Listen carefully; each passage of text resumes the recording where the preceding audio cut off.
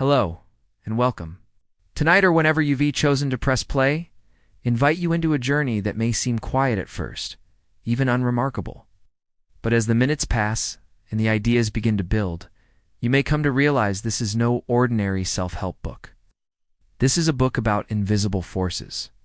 Forces so small, so seemingly trivial, they often pass beneath our awareness, yet they shape everything. Our identity, our days, our future.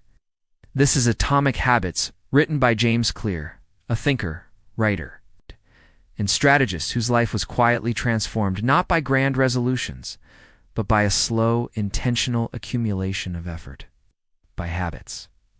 And that's the journey we're beginning together now. Imagine for a moment that you're watching a block of ice. It's been sitting in a freezing room. Temperature is slowly rising. Still, nothing happens. 25 degrees, 26, 27. Still, nothing. 29, 30, and then 32.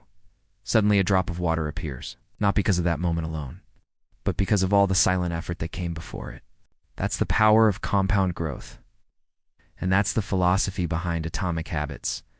What is an atomic habit? The word atomic might sound explosive, but that's not the meaning we're after here. Think about atoms, the smallest possible unit of matter, tiny, foundational, an atomic habit. Then is a small behavior, a daily decision that may seem insignificant in the moment, but over time becomes the building block of a new identity. This book is not about massive overnight transformation. It's not about motivation hacks or 5 a.m. routines. It's about changing who you believe you are, one small action at a time. James Clear writes, "You do not rise to the level of your goals. You fall to the level of your systems." And that idea is quietly revolutionary, because we've been told that setting big goals is what leads to success. But if systems don't support that goal, you fall every time. The goal to write a novel means nothing without the daily habit of writing. Dream of running a marathon fades fast if the system encourages comfort, not discipline. This book isn't about doing more. It's about doing better, smaller, wiser, smarter. And that's where James Clear's story begins. A story of recovery and revelation. Years before he became a world-renowned author, James Clear was just a teenager. He was standing on a baseball field, like he had hundreds of times before. But one swing changed everything. A bat slipping from a teammate's hand struck him directly in the face. The damage was catastrophic. Shattered bones, a broken nose, dislodged eyes, a coma, and long months of painful recovery. His dreams of becoming a pro athlete? Gone. His future? Uncertain. But in that moment of devastation, something surprising took root. James began to rebuild, not just his body, but his life through tiny intentional habits. He didn't set massive goals. He didn't try to reclaim everything at once, simply focused on showing up, consistently training a little each day. Studying, reading, sleeping early, practicing self-control, slowly creating order out of chaos. It wasn't flashy, it wasn't fast, but it worked. Years later, that quiet dedication would form the basis of a powerful insight. Small habits, when repeated consistently, compound into identity. He became the type of person who was disciplined, focused, resilient, not because he willed himself to be, but because his systems, his habits supported that version of himself. The 4 laws of behavior change in Atomic Habits. Clear distills the psychology of behavior into a clear, practical framework. This is the heart of the book. The 4 laws of behavior change? Make it obvious. Make it attractive. Make it easy. Make it satisfying. These laws map directly to how habits are formed in the brain through cues, cravings, responses, and rewards. And by understanding them, you can start reshaping your environment, your routines, and your identity. For example, want to read more books? Leave one on your pillow every morning. Want to enjoy working out? Pair it with music you love? Want to eat healthier? Prep meals ahead? Want to stay consistent? Track it with a calendar streak. Simple, yes, but powerful. And this framework works in reverse TF. You want to break a bad habit? Invert each law. Make it invisible. Make it unattractive. Make it difficult. Make it unsatisfying. What you can expect from this journey as we walk through this book. Chapter by chapter, you'll notice something. We're not rushing. This isn't a quick fix. This is a journey of understanding. In each chapter, we'll explore the psychology, stories, and strategies behind real behavior change. You'll meet characters from history, sports, science, and everyday life who use tiny atomic habits to shift the course of their lives. You'll learn about the science of dopamine, the role of environment, and how habits are tied to your sense of identity. Most importantly, you'll begin to see how small decisions can shape who you are becoming. Because in the end, Atomic Habits is not a book about productivity. It's a book about possibility. It's about becoming the kind of person who doesn't just hope for change, but lives it, one small, deliberate step at a time.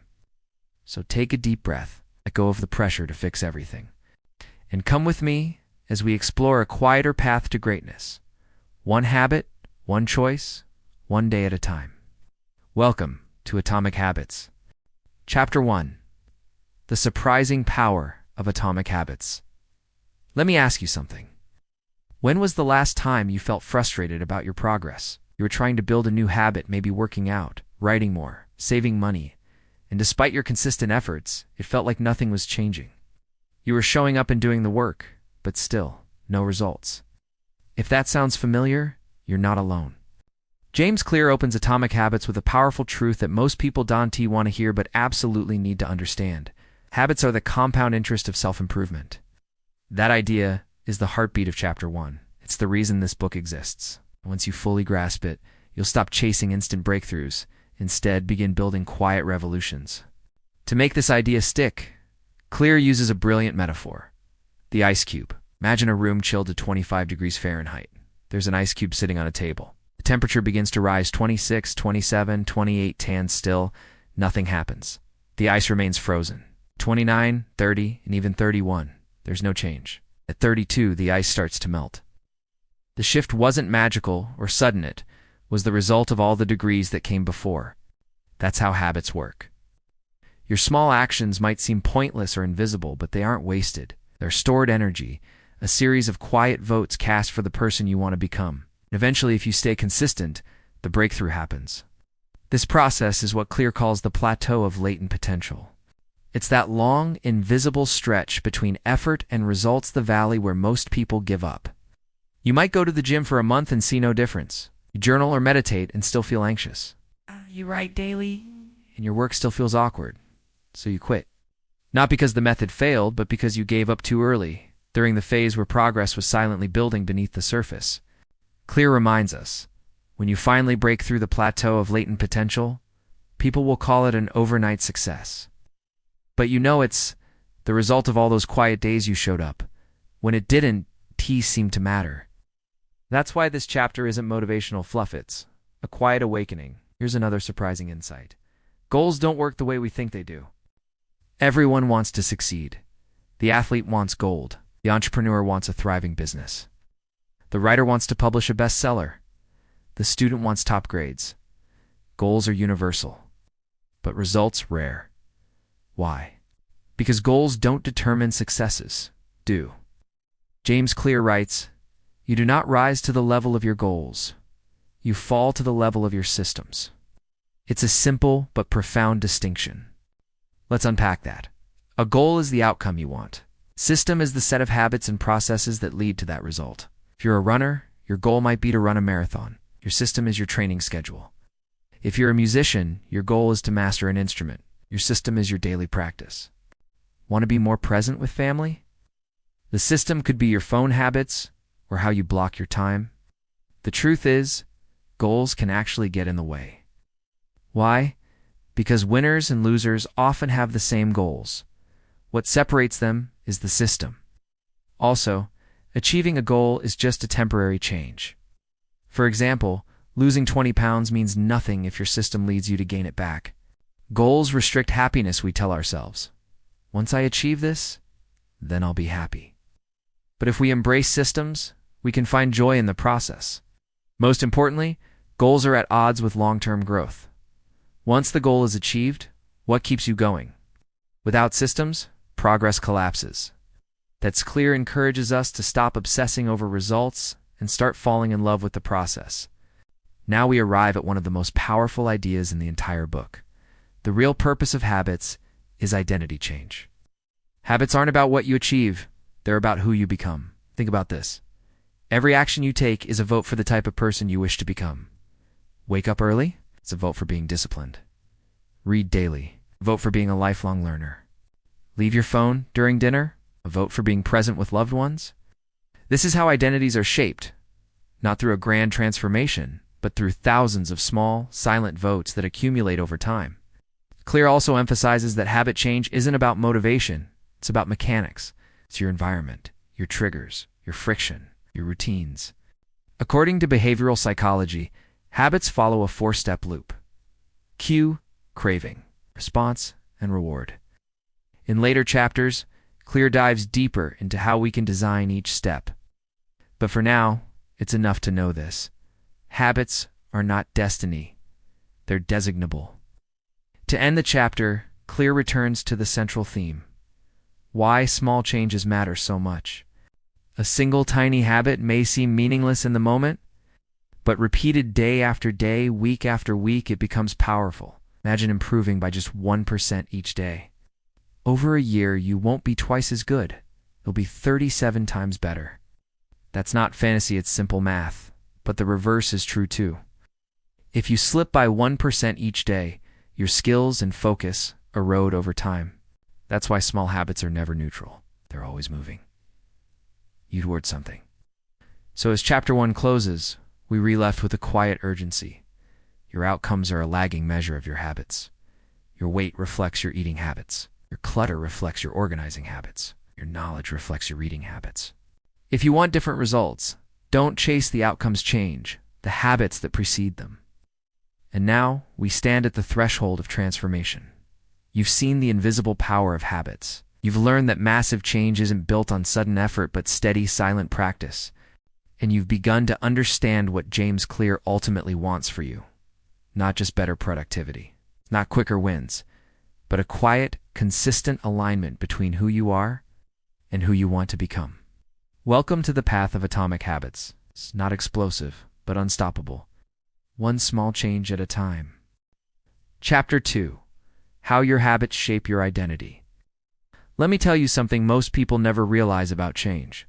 We often assume that if we want to transform our lives, the first step is to change our behavior. So we make promises to ourselves. I'm going to work out more. I'll wake up early. I'll quit smoking. Or I'll stop procrastinating. We try, we struggle, and despite our efforts, we frequently relapse. The reason for this failure lies deeper than the surface actions. James Clear offers a radically different insight into why lasting change is so difficult. According to him, real transformation doesn't begin with behavior, it begins with beliefs. In other words, lasting change comes from changing who you believe you are. To understand this, imagine 3 concentric circles, much like the rings of a tree. The outermost layer is focused on outcomes, what you get, like losing weight, writing a book, or running a marathon. The second layer is about processes, what you do, such as going to the gym, writing daily, or training weekly. The innermost and most powerful layer is identity, what you believe about yourself. I am a healthy person. I'm a writer. I'm an athlete. Most people work from the outside in. They start with goals, attempt to change behaviors, and hope that eventually their sense of self will change. But Clear flips this model entirely. He asserts that true behavior change is identity change. If you believe you're a smoker trying to quit, relapse is likely because your self-image hasn't changed. Similarly, if you see yourself as a procrastinator who occasionally gets things done, you'll keep falling into the same patterns. But when your identity shifts, when you truly believe I'm not a smoker, I'm a focused person, or I'm a runner, the behavior begins to follow naturally. So where does identity come from? You weren't born thinking you're lazy or undisciplined. These beliefs came from your past experiences, usually small, repeated ones. Every action you take is a vote for the type of person you are becoming. Write 1 sentence, you're a writer. Practice 1 chord, you're a guitarist. Meditate for 1 minute, you're someone who values presence. No single action will transform your identity, but every consistent act reinforces it. As James Clear puts it, your habits shape your identity, and your identity shapes your habits. This forms a powerful feedback loop where identity drives habits, and habits reinforce identity. To bring this concept down to earth, consider two people trying to quit smoking. When offered a cigarette, the first says, "No thanks, I'm trying to quit," while the second replies, "No thanks, I don't smoke." The first still identifies as a smoker resisting temptation. Second has already embraced a new identity. That's the difference between outcome-based and identity-based habits. When your habits align with your identity, there's no inner conflict. You're not resisting your old self, you're living your new one. James Clear offers a simple two-step process for building identity-based habits. First, decide the kind of person you want to be. Second, prove it to yourself with small wins. If you want to be the kind of person who moves every day, start with a walk or a stretch. If you want to prioritize mental clarity, meditate for 60 seconds, turn off notifications, or journal one line. The key is consistency, not perfection. You don't have to run 5 miles to be a runner. You just have to run regularly, even a little, because identity isn't declared, it's earned through action. Every small win is a brick in the foundation of your future self. This approach also solves a deeper issue: motivation. When your actions stem from identity, you don't wake up debating with yourself. You're not asking, "Should I go to the gym today?" You simply know, "I'm the kind of person who doesn't skip workouts." This internal alignment eliminates friction. Your actions become expressions of your beliefs, not battles against your impulses. As Clear reminds us, every action you take is a vote for the type of person you wish to become. No single instance will transform your beliefs, but as the votes build up, so does the evidence of your new identity. But belief is fragile, especially when shaped by past failures. Many people want to build better habits, but deep down don't believe they can. They carry old stories. "I've never been disciplined. I always fall off track. I'm just not that kind of person." These are not truths. They're past-based narratives. The reality is, you're not bound by your past. You're not doomed to repeat it. You simply haven't cast enough votes for a new version of yourself. Every repeated action is proof. Over time, this proof becomes belief, and that belief becomes identity. James Clear encourages us to ask a powerful question: who is the type of person that could get the outcome I want? Instead of focusing solely on results, focus on becoming the kind of person who naturally achieves those results.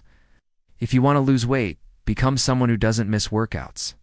If you want to write a book, become someone who writes every day.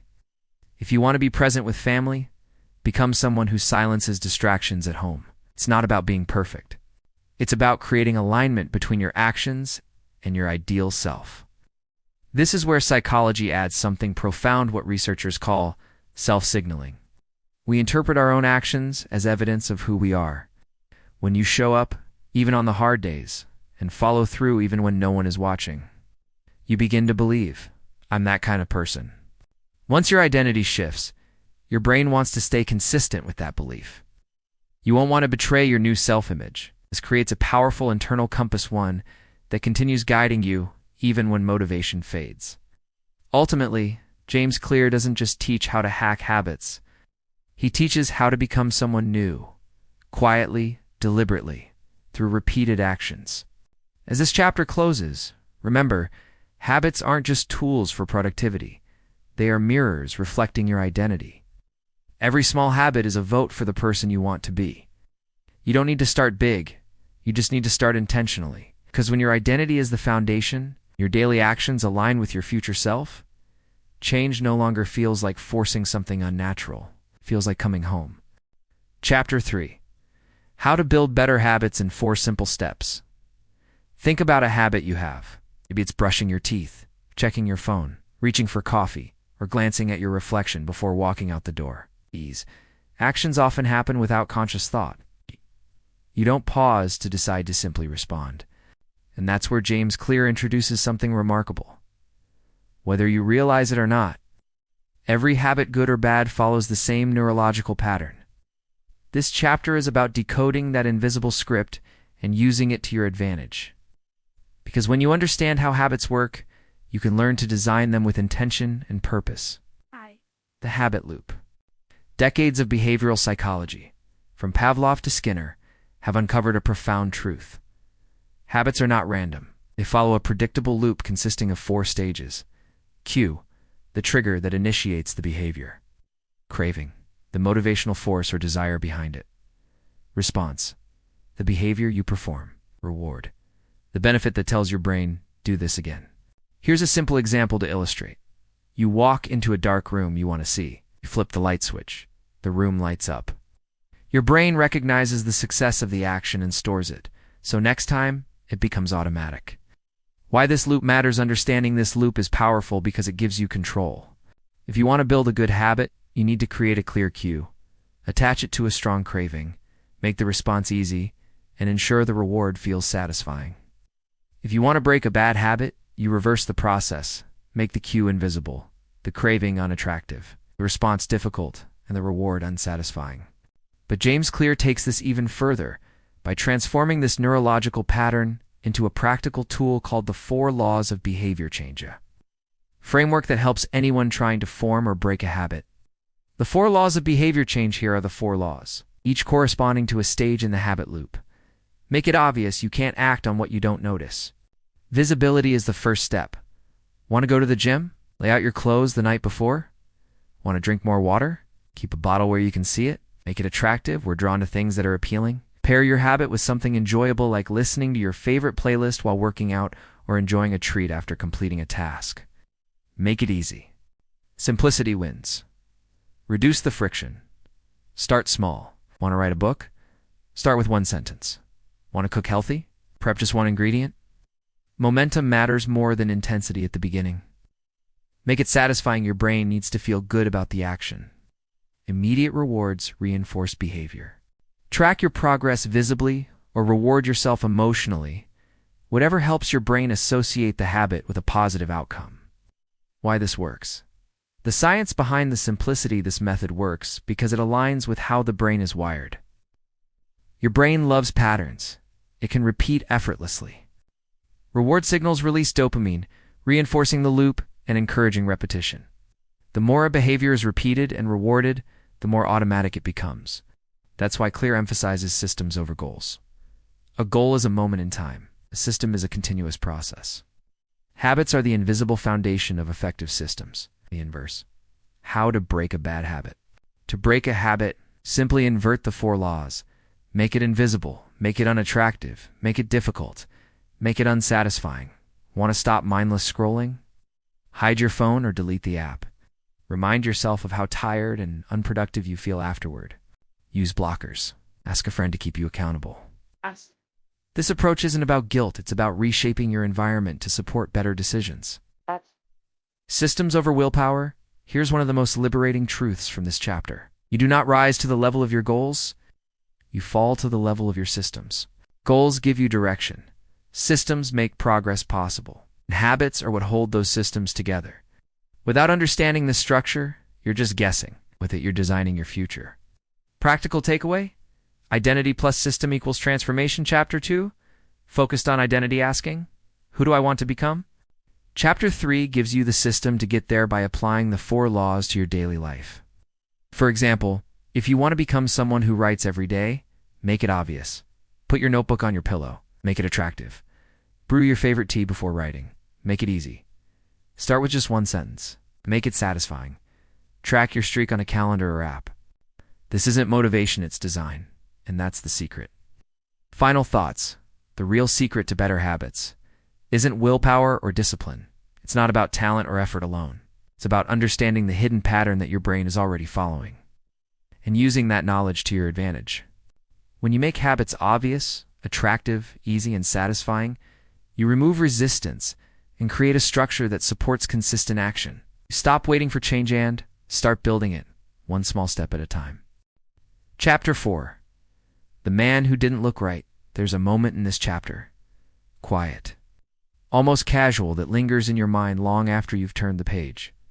James Clear opens with a story that, at first glance, appears unremarkable. A woman working in a hospital notices something off about a patient. There are no alarms. The monitors don't show anything unusual. All the data looks fine. She says something most others wouldn't. He just didn't look right. And that subtle, almost instinctive feeling saves the man's life.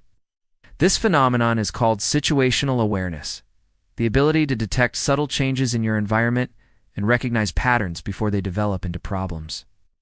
In high-stakes fields like medicine, it can be the difference between life and death. But situational awareness isn't only for emergency rooms and operating tables. In everyday life, it marks the boundary between living intentionally and drifting aimlessly.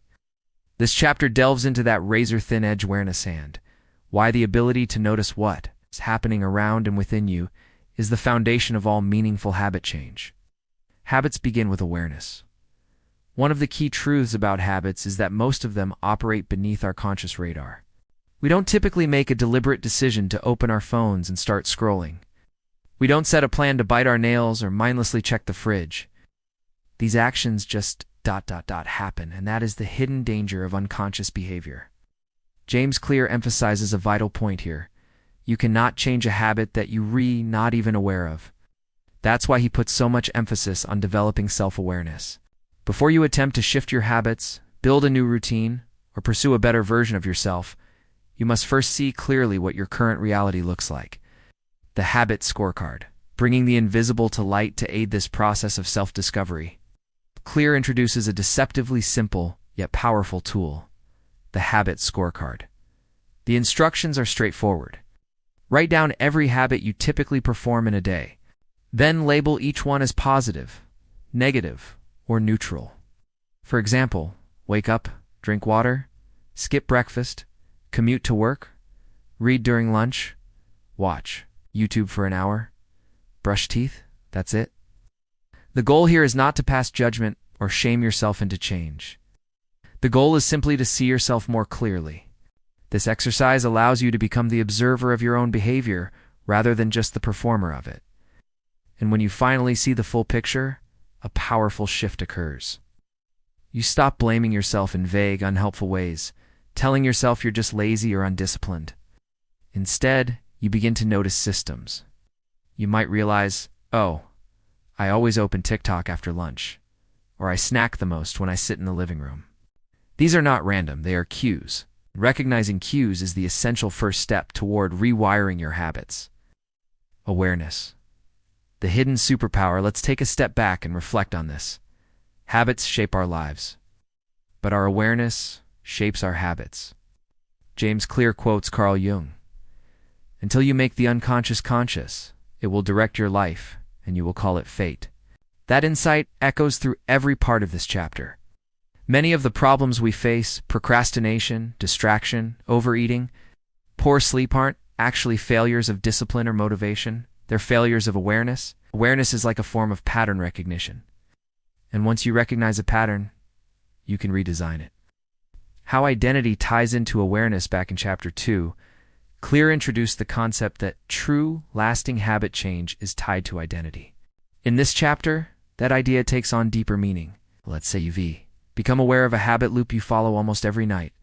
Netflix gives snacks, gives scrolling, gives guilt. Most people try to escape this loop through sheer willpower by deleting apps, throwing out the snacks, or making promises to themselves. But Clear offers a more effective approach. Don't just change the behavior. Change your awareness of what the behavior does for you and what it says about your identity. Ask yourself, what is this loop doing for me? What emotions am I feeling when I start it? Who do I believe I am in this moment? Maybe that loop soothes your anxiety. Maybe it numbs feelings of loneliness. Maybe it reinforces a quiet belief that you always give in or never follow through. Suddenly, what looked like a simple bad habit reveals itself as a story you've been telling about who you are. Because habits are not only actions, they are also reflections of identity. And now, we circle back to the story that opened this chapter.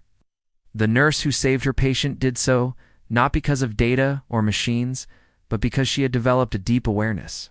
She had absorbed countless patterns over the years and sharpened her senses to the point that she felt when something was wrong. Even if she couldn't immediately explain why, that's the level of awareness we're working toward. It doesn't happen in a day. It builds slowly through repeated small acts of noticing. The practical tool. Implementation intention. Once you've become aware of a habit you want to change, the next step is to make that habit intentional. This is where Clear introduces one of the most effective strategies in behavioral psychology: implementation intentions. Instead of vaguely hoping to change, you set a concrete plan using this formula. I will behavior at time in location. Examples: I will do 10 push-ups at 7:30 a.m. in my bedroom. I will write for 15 minutes at 8 p.m. at my desk. It may sound overly simple, but the data is overwhelmingly clear. People who make specific scheduled plans are dramatically more likely to follow through. Why is that? Because vague intentions get steamrolled by the momentum of daily life. Clear, deliberate plans give shape to our goals. Take the awareness we've developed and channel it into action. Implementation intentions are how awareness becomes transformation. From awareness to accountability. As the chapter draws to a close, there's a subtle yet powerful shift in tone. Once you start seeing your habits clearly, once you name them and plan around them, your entire environment begins to evolve. Your sense of self begins to shift. You are no longer simply reacting to the world. You are designing your life. This isn't about fighting old habits with brute force. It's about replacing confusion with clarity. And that clarity, James Clear reminds us, is what often separates those who succeed from those who don't. So take a moment as you finish this chapter. Breathe. Reflect. Ask yourself, what are your current habits telling you about your identity? Which ones support the person you want to become? Which ones are holding you back? Perhaps most importantly, can you see yourself clearly enough to begin again this time, intentionally? Because awareness is not flashy. It doesn't scream for attention. But in the quiet, steady way that truly matters, it shapes everything. Chapter 5.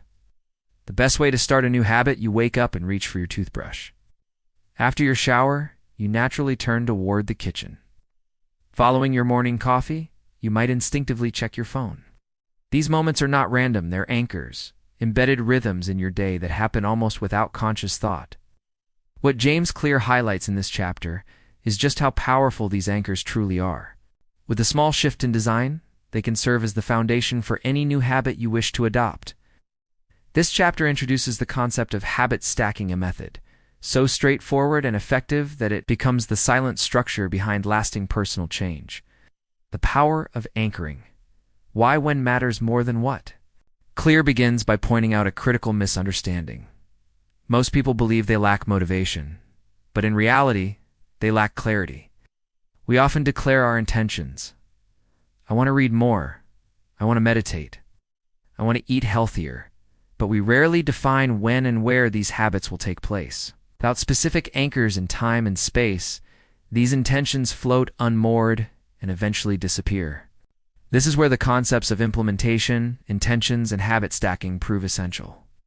Rather than building a habit from nothing, you attach it to something you already do. It's not about inventing a new routine, but about fitting a new action into the structure that already exists, like placing a final piece in a puzzle.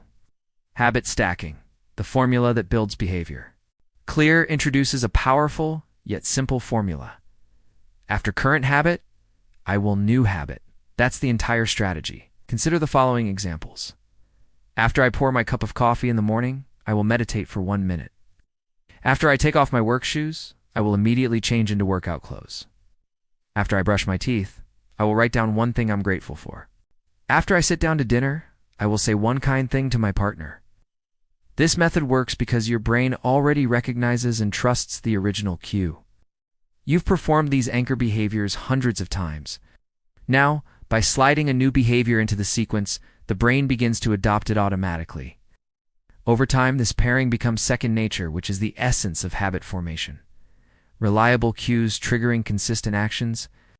Why timing and location matter more than willpower. Research cited by Clear emphasizes that the specificity of a cue greatly increases the likelihood that a habit will stick. Compare these two statements.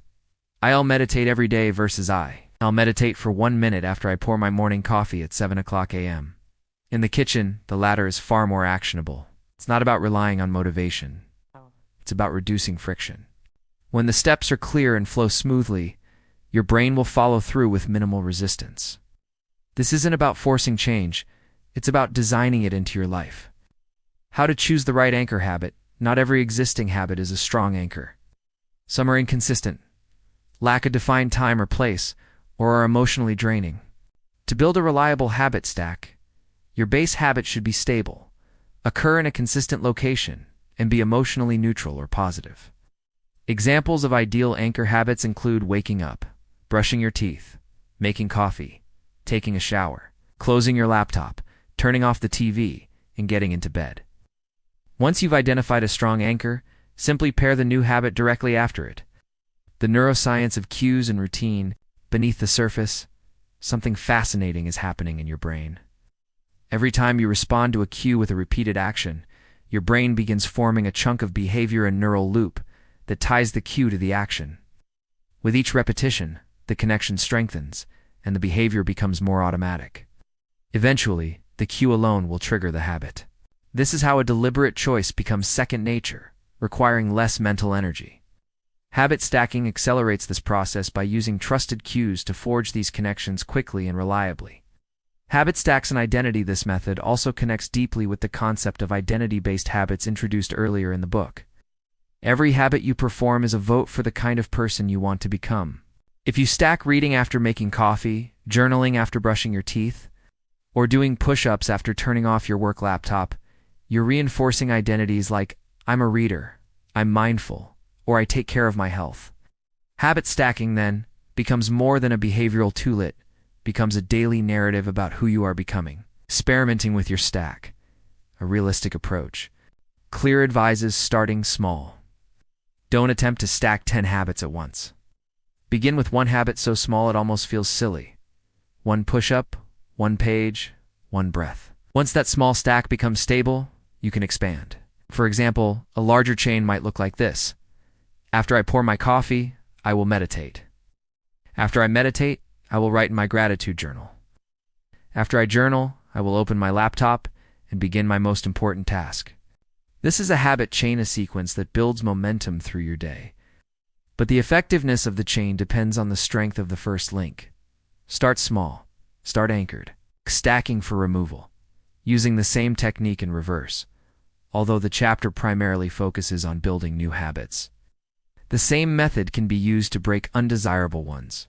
If you tend to scroll social media after breakfast, try inserting a positive replacement.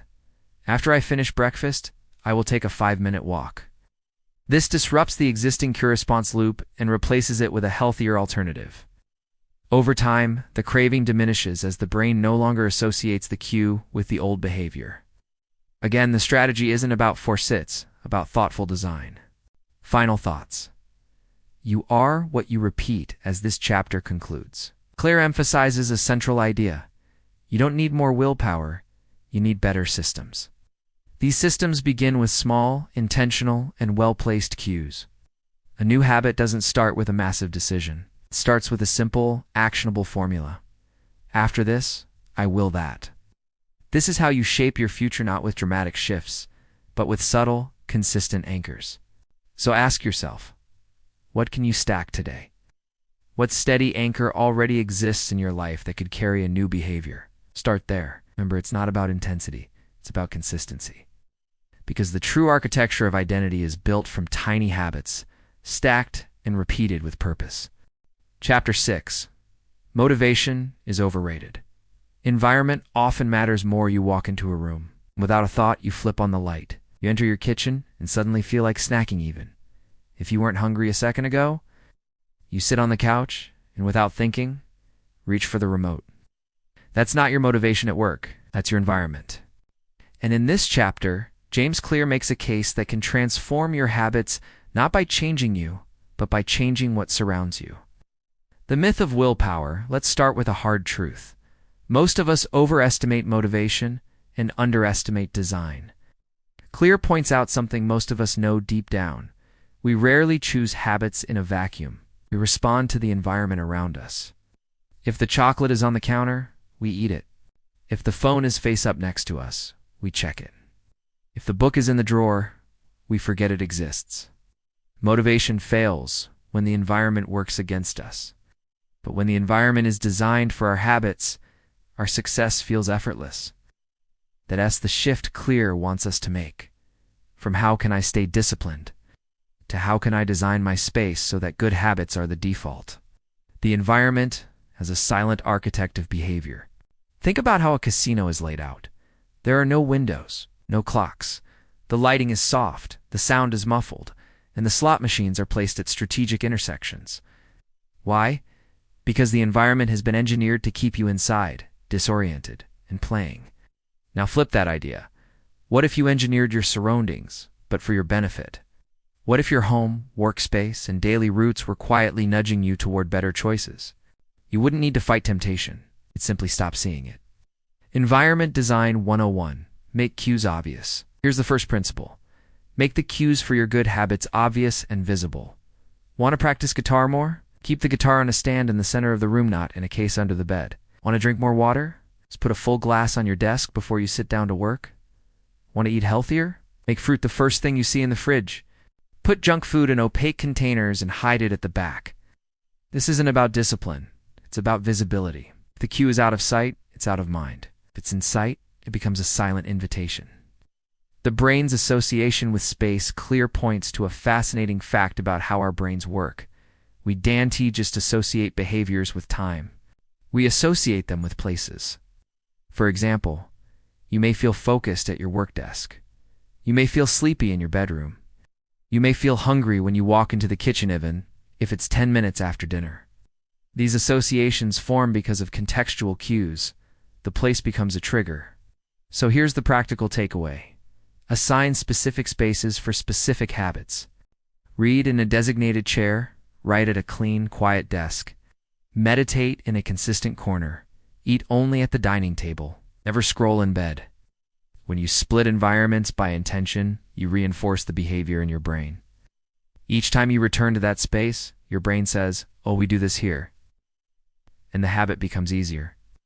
Redesigning existing spaces. What if you don't have an entire house to reconfigure? Clear's advice is refreshingly realistic.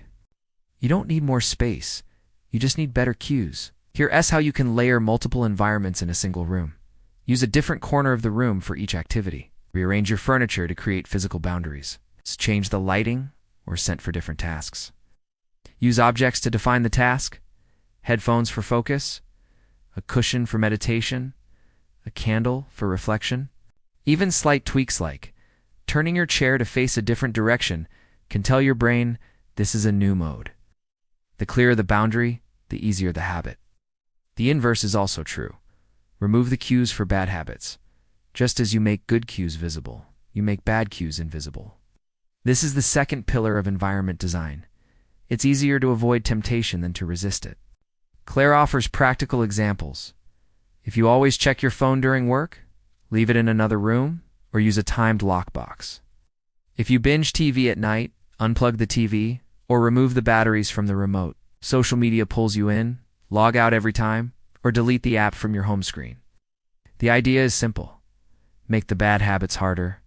Make the good ones frictionless. You don't need to overpower a bad habit. You just need to trip it up. Shape the room to shape the routine. Let's zoom out. Your home, your desk, your phone, they all send messages. They say, you relax here, you scroll here, you work here, you eat here. What if you re-scripted those messages? What if your environment became a quiet coach, whispering the right cues at the right time? Here's how to begin. Walk through your home or office. Ask, what habit is this space encouraging? Ask again, what habit could it be encouraging? Make one small change. Maybe that means putting your journal on top of your laptop, laying out workout clothes the night before, keeping only one tab open on your browser. You don't need a remodel. You just need a redesign of intention. Make each space serve a single purpose, one of Clear's strongest suggestions. Avoid mixing contexts. Don't eat at your desk. Don't work in bed. Don't scroll while you read. Why? Because mixed signals weaken your habits. When your brain can't distinguish a space's purpose, it becomes harder to stay focused and easier to fall back into passive behavior.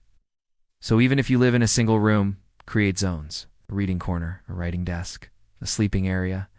Let each one send a single, silent message. This is who you are, here.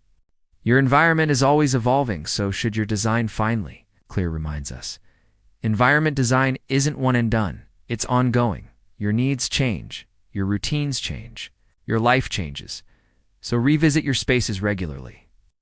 Ask, is this space still serving the habit I want? What's distracting me here? What small change would make this easier?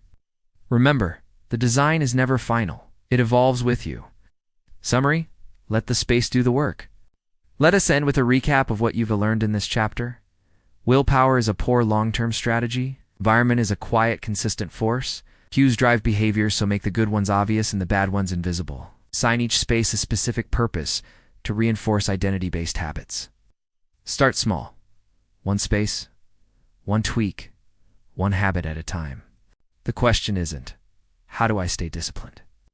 The better question is, how can I make it easier to do the right thing? And often, the answer isn't internal. It's right in front of you. As you move forward, consider, what is your environment saying to you? And what could it say if you rearranged it with purpose? Because your habits aren't just shaped by what's inside you. They're shaped by what surrounds you. Chapter 7. The Secret to Self-Control. We often admire people who appear to have extraordinary self-control. Whether it's the monk who can resist anger, the athlete who never misses a training session, or the friend who's immune to the allure of junk food. Social media, or late-night distractions, they seem to possess a kind of superhuman willpower. But James Clear challenges this traditional view. According to him, disciplined people are not inherently better at resisting temptation. They're just better at avoiding it. Let that idea settle for a moment. The truth is, most people who seem to have great willpower aren't constantly fighting urges. They've simply created a life where those temptations don't regularly arise. This, Clear argues, is the real and often misunderstood secret to self-control. The illusion of willpower. Consider this scenario. There's a plate of warm, inviting donuts on your kitchen counter. You walk past it 10 times a day, and each time you have to mentally tell yourself, don't eat one. That's what most of us think self-control looks like: repeated, deliberate acts of restraint. But this process is exhausting.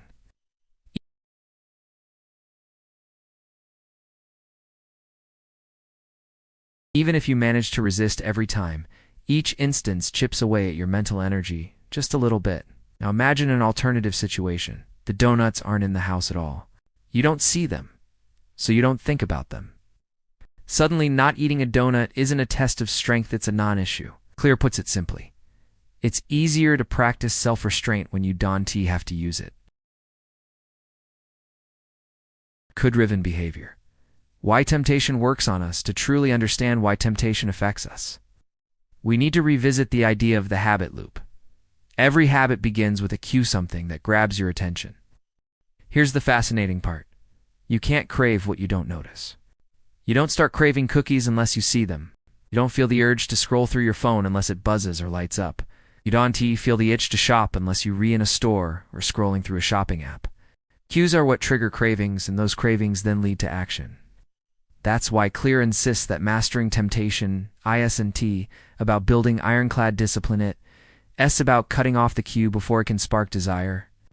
Remove the cue, remove the temptation.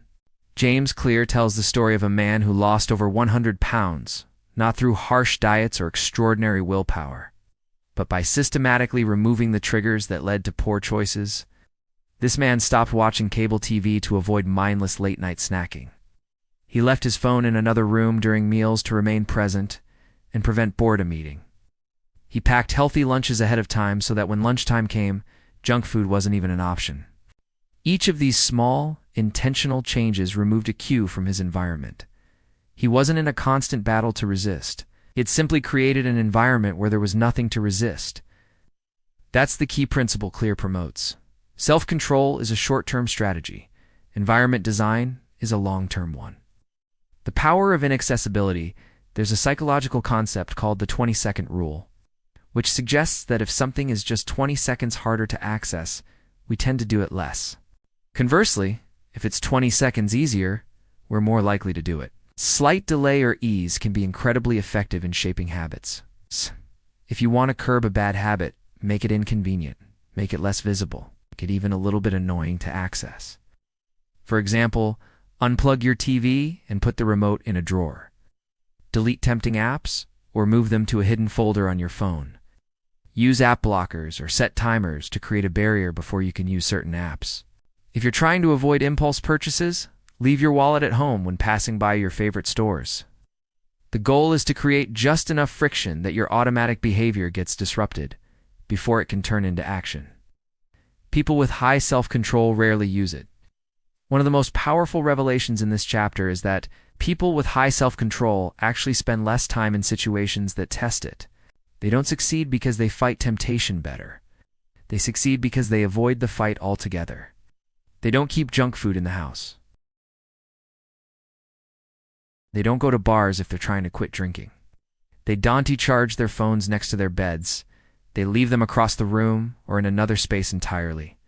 They don't waste time engaging with toxic people. Simply cut them out of their lives. It's not that these people are stronger it's that they are more intentional about shaping their surroundings. Social environments matter to temptation isn't limited to physical triggers, it's also social. If you're surrounded by people who gossip, constantly scroll their phones, skip workouts, or overspend, you're much more likely to adopt those behaviors yourself. Clear reminds us that one of the most effective ways to build better habits is to join a culture where the behaviors you want to develop are the norm. Surround yourself with readers if you want to read more. Hang out with runners if you want to stay fit. Connect with creators if you want to build or make things. When your environment aligns with your goals, resisting temptation stops feeling like resistance. It starts feeling like you just going with the flow in a better direction. Design greater than discipline. So, what's the core message of Chapter 7? You don't need more willpower. You need better systems. You don't beat bad habits by gritting your teeth and trying harder. You beat them by removing the conditions in which they flourish. Clear leaves us with a liberating reminder. You don't have to be the victim of your environment. You can be the architect of it. Avoiding temptation isn't weakness, it's wisdom. You're not weak because you make things easier for yourself. You're smart because you've chosen a strategy that actually works. How to apply this chapter now? Let's break these insights down into practical steps. First, identify your cues. What triggers your worst habits? Is it a specific time of day, a certain place, a person, a sound, or a phone notification? Once you've identified them, work on removing or replacing those cues. Don't rely on raw resistance. Change what you see, who you're with, and where you spend your time. Next, use inconvenience to your advantage.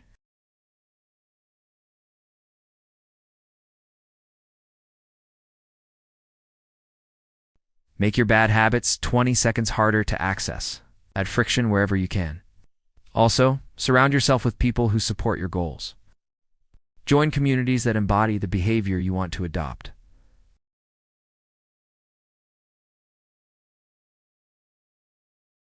Let social pressure work in your favor. Finally, celebrate avoidance as a strength. Every time you adjust your environment to sidestep a temptation, you're not just improving your behavior, you're reshaping your identity into someone who makes wise, long-term choices. Final thoughts? We're often quick to blame ourselves when we fail at self-control, but perhaps we've just been playing the wrong game. James Clear doesn't ask us to be heroes, doesn't want us to spend our lives in a constant state of resistance. Instead, he offers a more peaceful, sustainable approach. Build a life where temptation fades into the background. Design your days not around struggle, but around flow. Let your decisions be smooth and effortless, because the obstacles are already out of the way. So the next time you admire someone's discipline, pause and ask yourself, are they really stronger than you? Or did they just make sure the donuts weren't in the house to begin with?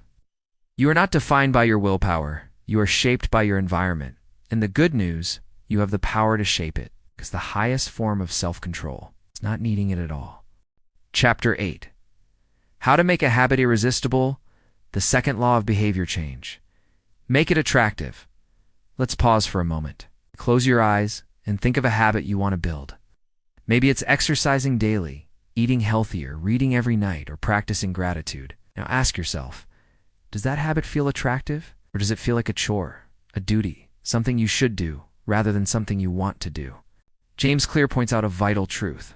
The more attractive an opportunity, the more likely it is to become habit-forming. So what actually makes something attractive? Here's the thing, habits don't stick just because they're good for us. They stick because they're emotionally rewarding. They feel good. And for something to feel good, we need to understand how cravings work. Habits are not about the action. They're about the anticipation. This might surprise you. It's the anticipation of a reward, not the fulfillment of it, that gets us to act. Think about it. We don't actually crave the act of checking social media. We crave the feeling of connection, validation, and novelty that comes with it. We don't crave brushing our teeth. We crave the feeling of a clean, fresh mouth. We don't crave opening a workout app. We crave the feeling of energy, pride, or relief that comes afterward. Craving comes before action. It's the emotional part of our brain lighting up, whispering, "This will feel good." So, if you want to build better habits, you have to make them emotionally appealing before you even do them. That's where the magic starts. The role of dopamine. Let's dive into brain chemistry briefly. Dopamine is often called the pleasure chemical, but a more accurate term might be the anticipation chemical. When a cue promises a reward, your brain releases dopamine even before the reward actually arrives. For example, when you smell popcorn, hear your phone buzz, or walk into a gym blasting energizing music, your brain is already primed and releasing dopamine. The result?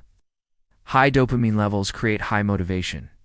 On the flip side, low dopamine means no action. That's why building a habit isn't just about what you do, it's about how much you look forward to doing it. Anticipation is the fuel behind every habit engine, the secret tool. Temptation bundling. James Clear introduces a brilliant technique called temptation bundling. Based on research by behavioral economist Katie Milkman, the core idea is simple. Pair an action you want to do with an action you need to do. For example, only listen to your favorite podcast while exercising. Only watch Netflix while folding laundry. Only drink your favorite coffee after writing a journal entry. Only scroll through Instagram after completing 10 pages of reading. This works because you're reattaching an instant emotional reward, the thing you crave, to a long-term beneficial habit, the thing you're retrying to build. The habit becomes emotionally irresistible, not because the action has changed, but because your experience of it has. How culture shapes what we crave, but cravings don't just come from biology, they're deeply shaped by culture. Clear reminds us we tend to imitate the habits of three groups: the close, the many, and the powerful. Let's break this down. First, the close. We adopt behaviors from the people we see every day. If your partner meditates, you're more likely to start meditating. If your roommate eats clean, you'll find yourself reaching for healthier meals. Proximity breeds imitation. Then comes the many. Social proof is incredibly powerful. If everyone in your office takes afternoon walks, you'll probably want to join them. If all your friends use a budgeting app, your curiosity will kick in. We crave belonging even more than we crave discipline. Finally, we have the powerful. We mirror the habits of people we admire or aspire to, be fitness influencers, CEOs, spiritual teachers, authors. Their habits feel attractive not just because of results, but because those actions represent identity. So, if you want to build irresistible habits, place yourself inside a culture where those habits are the norm. Ow. Let the environment and people around you carry you forward. Make the habit the reward. James Clear emphasizes a beautiful idea. You can train yourself to crave the habit itself, not just the outcome. How do you do that? By making the experience emotionally rewarding and enjoyable. Track your progress. Visually use habit streaks, journals, or charts. Reward yourself immediately after completing the habit. Even small praise works wonders. Use affirming self-talk, like "I'm the kind of person who shows up." Keep the tone, light play music, add creativity, use small rituals to signal the habit. Over time, the habit itself becomes the reward, not because of external outcomes, but because it simply feels good to be the kind of person who does that thing. How to make any habit more attractive. James Clear gives us a simple yet powerful formula. Habits equals cue plus craving plus response plus reward. So, to make it attractive, your job is to focus on the craving layer. Here's how you do it. Use temptation bundling. Link something you want with something you need. Join a community. Let cultural norms do the heavy lifting for you. Create rituals. Add joy, humor, or music to the experience. Visualize the benefit. Remind yourself of the emotional state that follows the habit. Affirm your identity. Say aloud, "This is who I am now." These tweaks might seem small, but that's the point. Tiny shifts in emotion lead to massive long-term traction. Final thoughts. Make the emotion work for you here. What this chapter ultimately teaches us. We don't act out of logic, we act out of emotion. Habits stick when they're emotionally magnetic. They don't feel like chores, but like rewards. You don't need more willpower, you need more desire. The best part is, you can engineer that desire. You can shape it through your environment, community, and emotional experience.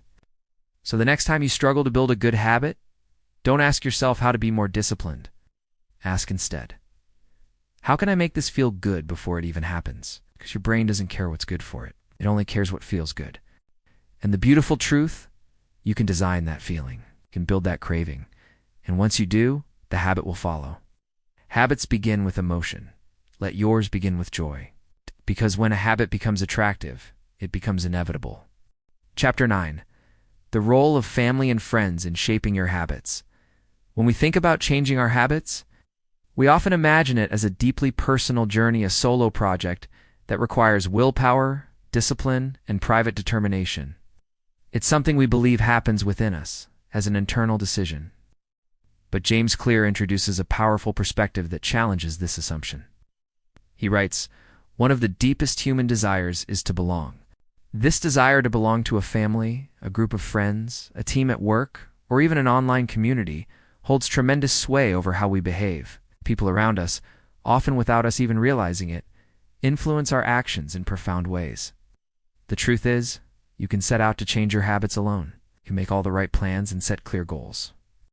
But if the people closest to you, the tribe you live, work, or socialize with aren't aligned with that goal, the gravitational pull of wanting to fit in can overpower even the strongest sense of motivation.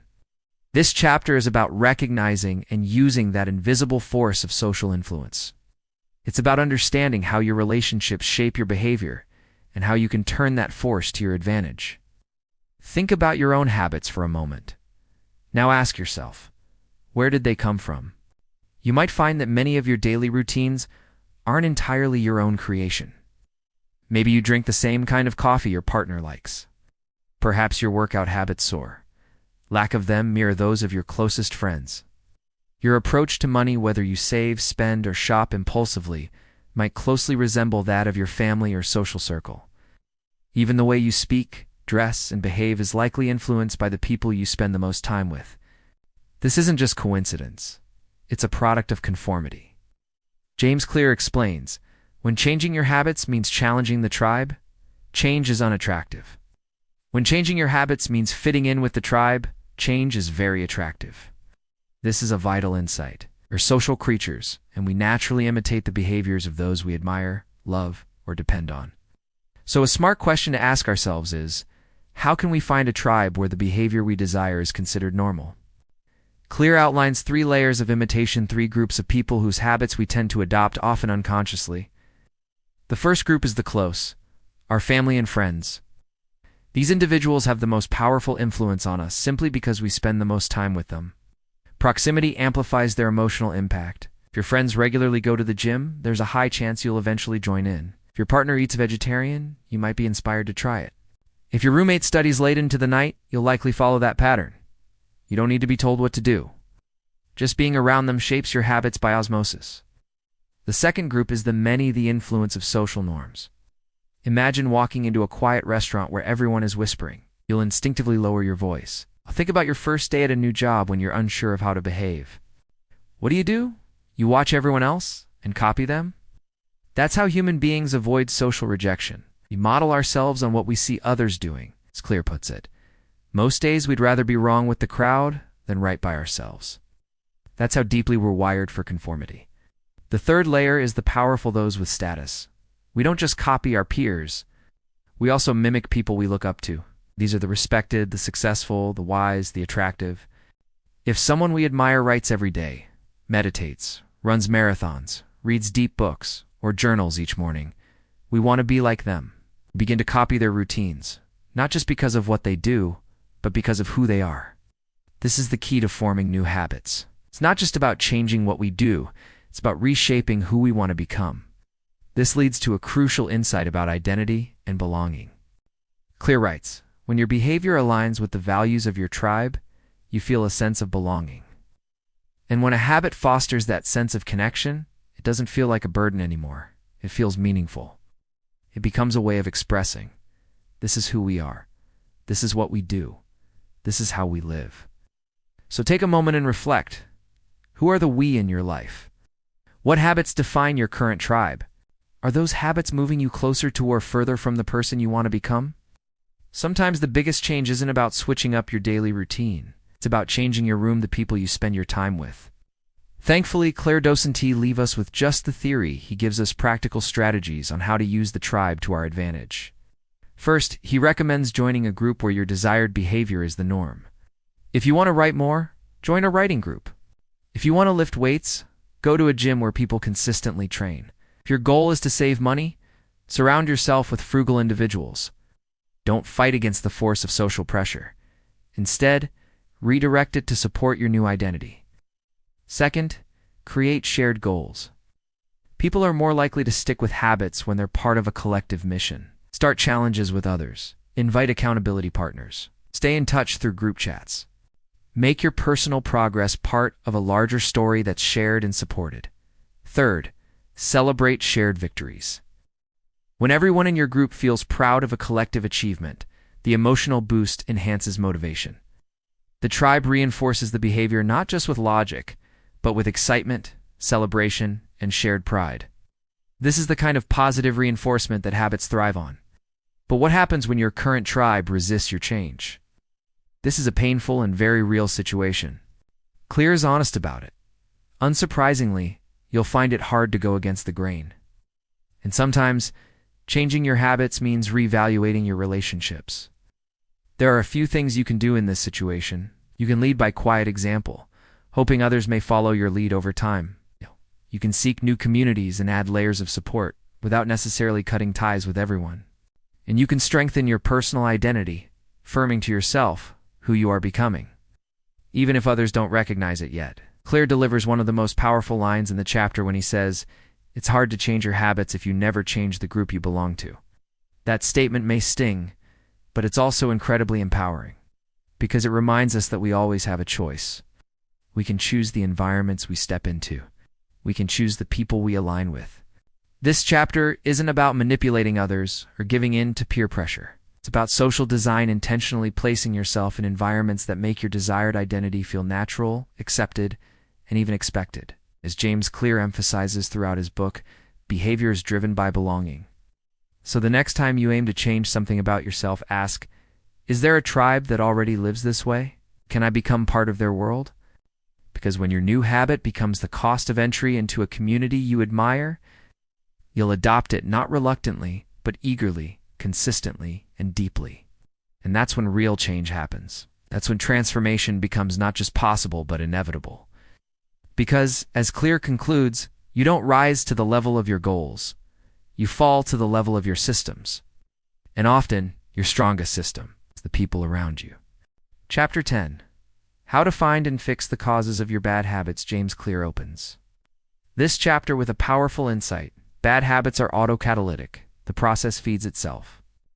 This means that bad habits often perpetuate themselves in a self-reinforcing loop. Picture this. You feel anxious, so you scroll your phone. Then you feel guilty, which only leads you to scroll more. Or you might feel bored, so you snack. Then you feel sluggish, and again you reach for food. These behaviors are not random, nor are they simply signs of weakness. They are loops, repetitive patterns that have become automatic through reinforcement over time. Understanding this loop is crucial because, before we can hope to break it, we must first accept a foundational truth. Every behavior has a reason, even the negative ones. This is why this chapter holds such importance. It reminds us that lasting change doesn't come from brute force or willpower, but from awareness. Clear, then, revisits a foundational concept in behavioral science, the habit loop. He explains that every habit, whether good or bad, follows a consistent pattern. Cue gives craving, gives response, gives reward. The cue is the trigger, something you experience, whether it's something you see, feel, hear, or go through. The craving is the desire sparked by the cue, usually a desire to change your internal state. The response is the action or habit you perform, and the reward is the feeling of relief or satisfaction you get from it, even if it's only temporary. For instance, let's say you receive a stressful email queue. You want some relief or distraction craving. You then open YouTube or reach for junk food response. You feel momentarily better reward, though the stress eventually returns. This loop shows us clearly where we can intervene. Clear advises, starting with the cue. By identifying and becoming aware of our triggers, we reclaim our power to choose.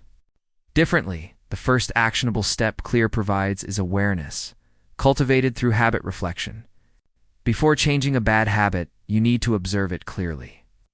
That's why he introduces the concept of building a habit awareness muscle with a simple but effective tool, the habit scorecard. Start by writing down your daily habits, beginning from the moment you wake up.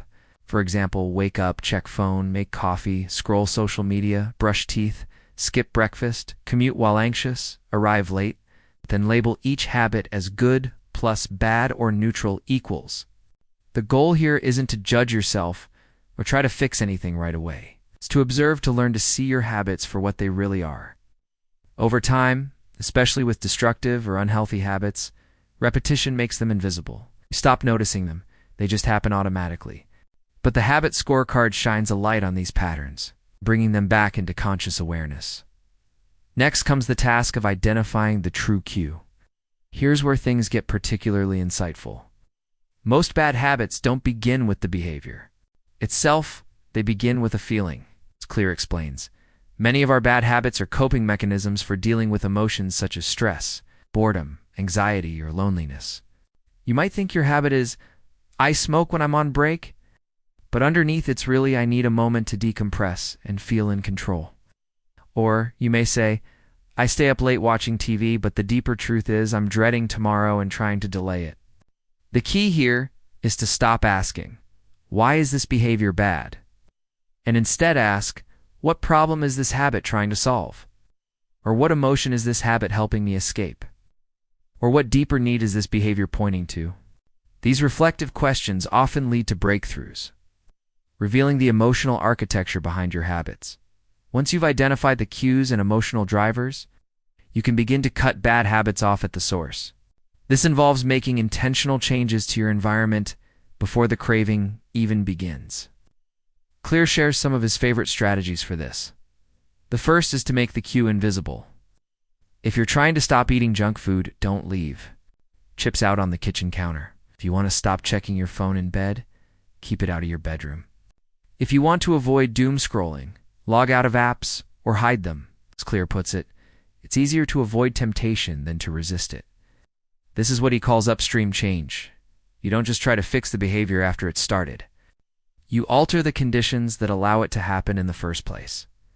The second strategy is to redesign your space to make better behaviors more convenient. Keep books by your bed instead of your phone. Place healthy food where it's easily visible and accessible. Put a yoga mat near your workspace. These are small changes, but they help reinforce the identity you want to build by shaping your environment to support that identity. The third strategy is to use something called an implementation intention.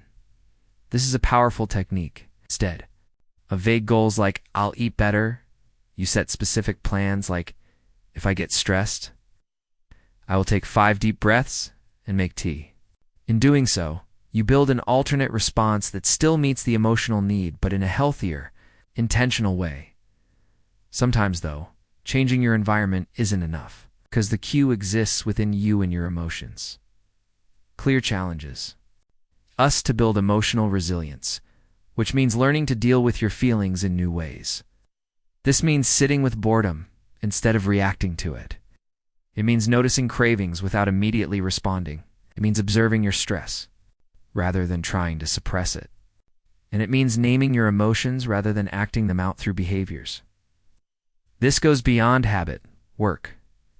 Kit becomes inner work.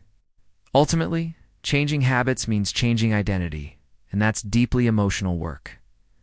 Claire illustrates this with a powerful story of a sales manager who used to eat candy from her desk every afternoon.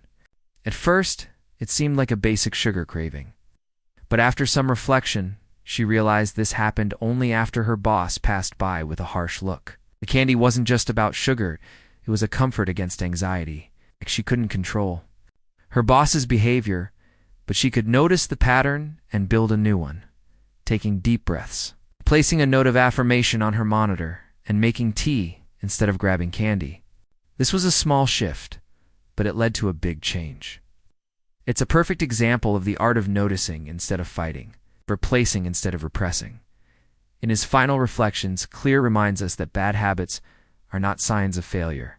They are signs of unmet needs. If we want to change them, we must go upstream.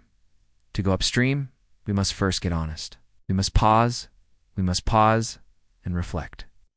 The bad habit itself is not the real enemy, it is a messenger. So the next time you catch yourself mindlessly scrolling, biting your nails, procrastinating, or falling back into an old behavior, don't beat yourself up. Instead, gently ask yourself, what am I really needing? What triggered this? Can I meet this need another way? That is the beginning of deep and gentle transformation. Our lives are built in patterns, and the good news is patterns can be redrawn, one cue at a time, one choice at a time. As Clear concludes, you do not rise to the level of your goals, you fall to the level of your systems. And those systems always begin with awareness. Chapter 11. Walk slowly. But never backward. James Clear opens this chapter by presenting a deeply resonant truth. Success is the product of daily habits, not once-in-a-lifetime transformations. However, this idea stands in stark contrast to what most of us have been conditioned to believe. Society often trains us to expect major life changes to happen through big moments, cinematic breakthroughs, and dramatic turning points. We're told to look for transformation in the form of overnight success stories or pivotal life events. But the reality of true change is far quieter. Real transformation comes through the slow grind, the unglamorous commitment to showing up every day, especially when it feels like nothing is changing. Claire introduces a profound concept here, one that sheds light on why most people give up on their goals, the plateau of latent potential. To illustrate this idea, he asks us to imagine trying to melt an ice cube sitting on a table in a cold room. At 25 degrees Fahrenheit, nothing happens. At 26 degrees Fahrenheit, still nothing. You try again at 27, 28, 29 degrees and yet the ice remains solid. You're working, sweating, staying consistent, but the results remain invisible. Then, suddenly, at 32 degrees Fahrenheit, the cube melts. It might appear that the melting happened in an instant, but the real work, the true transformation was happening all along. Clear explains, complaining about not achieving success, despite working hard, is like complaining about an ice cube not melting when you heated it from 25 to 31 degrees. This concept, the plateau of latent potential, is the hidden phase, where results lag behind effort, where progress feels invisible, and unfortunately, where most people give up. Clear names this psychological trap the valley of disappointment. It's the gap between what we expect to happen and what we actually experience. This is where most habits die. You've been eating healthy for weeks and see no weight loss. You've been writing every day but still have no readers. Meditated for a month, yet your anxiety remains. It feels like failure, but it's not. It's just early. Because all meaningful results are delayed. They compound over time, and the nature of compounding is deceptive. It hides progress rather than making it immediately visible. Habits need to persist long enough to break through the plateau of latent potential. Think of bamboo. It spends years growing roots underground, then suddenly, within weeks, shoots up 90 feet. That's what habit transformation looks like. You walk slowly, but you never go backward. In this chapter, Clear also shifts our focus from obsessing over goals to trusting the system. We all love setting goals. Lose 20 pounds, make $10,000 a month, read 50 books, but there's a trap in this thinking. Goals are great for setting direction, but systems are what actually drive progress. Goals are event-based and live in the future, while systems are process-based and grounded in the present. When you fall in love with the system rather than just the outcome, you begin to win every day. Writing 500 words becomes a win, even if the book isn't finished. Going to the gym becomes a win, even if your abs aren't visible yet. Saving $5 becomes a win, even if you're not yet wealthy. You start measuring your progress by your daily actions rather than the distant outcomes, and that shift changes everything. One of Clear's most powerful insights is this: winners and losers often have the same goals. Every Olympian wants to win gold. Every candidate wants the job. Every startup wants success. So clearly, goals alone can't be the difference maker. The real difference lies in their systems. It's not about who wants it more. It's about who structures their life better to support it. You do not rise to the level of your goals. You fall to the level of your systems. It's not desire but design that determines success. Clear emphasizes that behavior change is not about becoming someone else. It's about becoming more of who you truly are, one action at a time. Instead of focusing on the outcome, ask yourself, who is the type of person who could achieve this? Then, align your habits with that identity. If your goal is to read more books, your identity becomes, I am a reader. If you want to eat healthier, I am someone who respects their body. If your goal is to start a business, I am a builder, a creator, a doer. Every small action you take becomes a vote for that identity. You become your habits, and your habits are the architecture of your identity. So how do we stay consistent when the results don't show up immediately? Clear provides practical tools for enduring the plateau. First, focus on your trajectory, not your current position. Ask yourself, am I moving in the right direction? Am I showing up today? Am I reinforcing the identity I want? Success doesn't come from where you are. It comes from the angle you're traveling at. Even just 1% better each day compounds into massive progress over time. Second, measure backward, not just forward. Don't only focus on what's left to accomplish. Take stock of how far you've already come. Notice what used to be difficult, but now feels easy. Recognize how things that once intimidated you now feel automatic. That's progress, and tracking it fuels your momentum. Third, build a ritual of showing up. It's not about perfection, it's about consistency. A bad workout is still better than no workout. Writing one paragraph is better than writing nothing. One mindful breath is better than skipping meditation. Clear introduces a simple but powerful mantra: don't miss twice. Everyone slips. You will too. But when you do, the key is to get back on track immediately. Momentum is fragile, but it's also resilient if you protect it. To bring these ideas to life, Clear shares the story of legendary comedian Jerry Seinfeld. His secret to writing jokes every day was surprisingly simple: a wall calendar. Day, he wrote, he'd mark an X on that day. Over time, the X's formed a chain, and his only rule: don't break the chain. He wasn't trying to write a brilliant joke every day. He was just trying not to miss a day. That was his system: small, repeatable, and unbreakable. Clear concludes with a final reflection, an encouragement for those who feel stuck. You might be doing the work and seeing no visible change. That's the ice cube. You're at 29 degrees, but you're so close. Keep showing up. Keep voting for the identity you want. Keep walking slowly, maybe but never backward.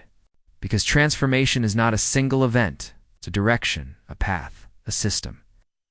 And the moment you're looking for, the visible result might be just around the corner. What if today's effort, the one that feels like it's doing nothing, is actually the 31st degree? What if tomorrow is the moment the ice finally melts? You'll never know unless you keep walking. Chapter 12. The Law of Least Effort. Human behavior follows the law of least effort.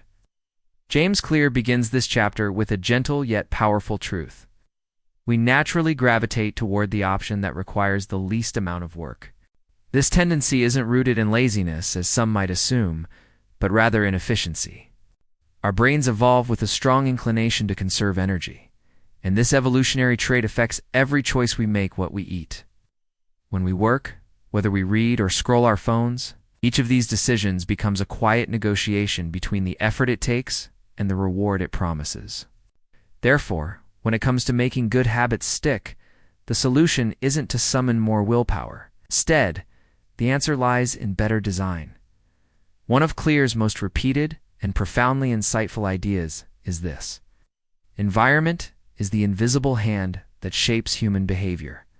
Many of us believe our habits are simply a matter of motivation or will, but more often than not, they're just reactions to the cues in our environment.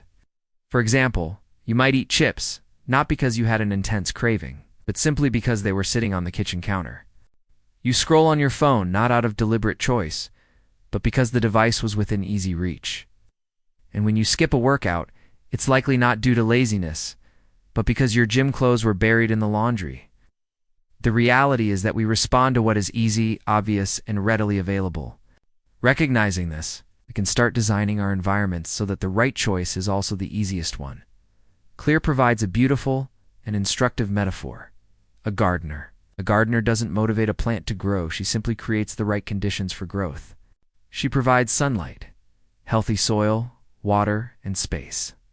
Then she steps back and lets nature take over. Similarly, your habits don't need force, they need fertile ground. Instead of trying harder, Clear suggests that we design smarter. Rather than relying solely on discipline, we should rely on setup, because ultimately, energy follows the path of least resistance. This brings us to a practical application of the concept, which Clear calls the friction principle.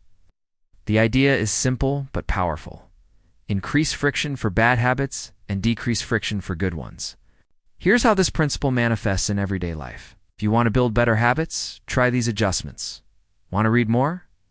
Leave a book on your pillow. Want to eat healthier? Pre-chop your vegetables and store them at eye level in the fridge. Want to work out more often? Sleep in your gym clothes. Want to write daily? Keep your journal open on your desk. The goal is to make the first step so easy that saying no feels almost illogical. Design your space so that the default action is the one you desire. Conversely, if you want to break bad habits, create friction. Want to scroll less on your phone? Delete social media apps or log out after every session? Want to cut down on TV time? Plug the TV and hide the remote in a drawer? Want to stop mindless snacking? Keep snacks out of the house, or at least place them in high, inconvenient cupboards. Every extra step introduces a bit of friction, and even the smallest amount can be enough to kill a temptation before it starts. Clear also introduces a compelling concept. Every space in your home sends a behavioral message. Each room or corner comes with a psychological script. The kitchen signals it's time to eat. The couch signals it's time to relax. The desk tells you to work. The bed to sleep. However, in modern life, these boundaries often become blurred. We eat meals at our desks. We work while lying in bed. We scroll endlessly even while sitting on the toilet. This boundary blurring creates confusion in our minds. The brain loses its ability to associate spaces with specific actions. Clear's solution is simple but effective. One space, one use. Even if your home is small, you can still create defined zones for your habits. A specific chair can be your reading spot. A corner of your room can become your writing station. A floor cushion might serve as your meditation place. When your brain enters that zone, it immediately understands what behavior is expected, no motivation required. James Clear then emphasizes the power of visual cues. These are the strongest environmental triggers we have. For instance, a guitar stored away in the closet rarely gets played. A meditation app buried on the third screen of your phone rarely gets opened. Vitamins kept in a drawer are easily forgotten. The fix? Make the cue visible. Place the guitar in the middle of your living space. Put your yoga mat right by the front door. Set your water bottle beside your laptop. When the cue is obvious and visible, starting the habit becomes natural. This idea is at the heart of the second law of behavior change. Make it easy. Nothing is easier than a habit that initiates before you've even thought about it. To reinforce this idea, Clear introduces a strategy called environment priming. It involves preparing your space in advance so that the next action becomes effortless. For example, if you want to eat a healthy breakfast tomorrow, set out the pan and oats the night before. If you plan to go for a morning run, put your shoes by the door and preload a podcast. If your goal is to write, Open the document and type the title before going to bed. When your environment is primed, your behavior becomes automatic. You remove the need for decision-making, which is mentally taxing. The more steps you eliminate between you and the habit, the more likely it is you'll follow through. Zooming out. The true beauty of this chapter is not that Clear asks us to become more disciplined individuals. Rather, he invites us to become intentional designers of our lives. Designers don't depend on willpower. They remove obstacles. They smooth the path. They make the right thing the easy thing. This is the essence of the law of least effort. I think it applies to everything from your kitchen, to your phone, to your calendar. To further illustrate this principle, Clear shares a story from Japan's railway system. The Japanese Shinkansen, or bullet trains, are celebrated worldwide for their efficiency. But their speed isn't just about the trains themselves. It's about a system meticulously designed to support that speed. The tracks are engineered to minimize curves. The staff is trained for impeccable timing. The platforms are structured for smooth boarding. In short, speed is embedded into the entire system. And that's exactly what you should aim for with your habits. Build your personal bullet train, not by pushing yourself harder, but by laying down better tracks. To conclude, Clear brings everything together with a profound message. If you want to develop better habits, don't chase perfection. Don't wait for motivation. Don't rely on memory. Instead, make the habit easy. Make it visible. Make it automatic. Because design always beats discipline. And the best part, once your setup is complete, the habits will happen almost on autopilot. They'll follow the path of least resistance. They'll become your default mode. They'll become part of who you are. Your environment is constantly speaking to you. The question is, what is it whispering? Is it supporting the person you're becoming? Or is it dragging you back into an older version of yourself that you've already outgrown? Remember, you don't have to fight your habits. All you have to do is set the stage for them. And then let the law of least effort take care of the rest. Chapter 13. How to stop procrastinating by using the 2-minute rule when you start a new habit. Should take less than 2 minutes. James Clear opens this chapter with a disarmingly simple idea. Nearly any habit can be scaled down into a 2-minute version. At first glance, it sounds almost too simple to be effective. How could just 2 minutes possibly change your life? But as you'll soon understand, those 2 minutes aren't just the start of the habit, they are. The habit, because motion creates momentum, and once you begin, your behavior naturally continues. So the focus of this chapter is about learning how to shrink your biggest goals into the tiniest possible steps and win before your brain even gets a chance. To resist, let's imagine this together. You want to become someone who runs every morning. But the thought of running 5 kilometers, lacing your shoes, finding the right playlist, it's overwhelming. So instead, try this. Just put on your running shoes. That's it. That's your entire goal. 2 minutes. Done. And yet once. The shoes are on. Chances are you'll go outside. Maybe stretch a little, maybe even jog a bit. Because the biggest barrier wasn't the running, it was the starting. Clear calls this kind of action a gateway habit. It's a small, low-effort action that naturally leads to more. It's not about doing the full thing. It's about becoming the kind of person who does the thing. That shift in identity is where the magic lies. The 2-minute rule is incredibly straightforward. When you start a new habit, it should take less than 2 minutes. That's it. Want to read more? Just read 1 page. Want to write more? Write 1 sentence. Want to floss daily? Floss 1 tooth. Want to eat healthy? Cut 1 vegetable. Want to meditate? Sit in silence for 2 minutes? These actions may seem so small that they appear insignificant, but that's precisely the point. They're too small to fail. They're so easy they don't trigger your brain's resistance. They slip quietly beneath the radar of your internal protests. And in doing so, they build the identity of someone who shows up consistently. As Clear emphasizes, a habit must be established before it can be improved. Think of it like pouring cement. You can't build anything until the foundation is set. The 2-minute rule is how you pour that foundation. Creates a mental loop of start, gives succeed, gives feel, good gives repeat. This loop is crucial because your brain craves certainty. When a habit feels too big or overwhelming, you hesitate. But when it feels easy, you act. And over time, those 2 minutes naturally grow. One page turns into a chapter. One sentence becomes a paragraph. One push-up becomes a workout. But that's not your concern today. Today, your only goal is just to begin. There's something powerful in what Clear says next. Instead of trying to engineer a perfect habit from the beginning, do the easy thing on a more consistent basis. This is how mastery truly begins, not with intensity, not with a burst of inspiration, but with ritual.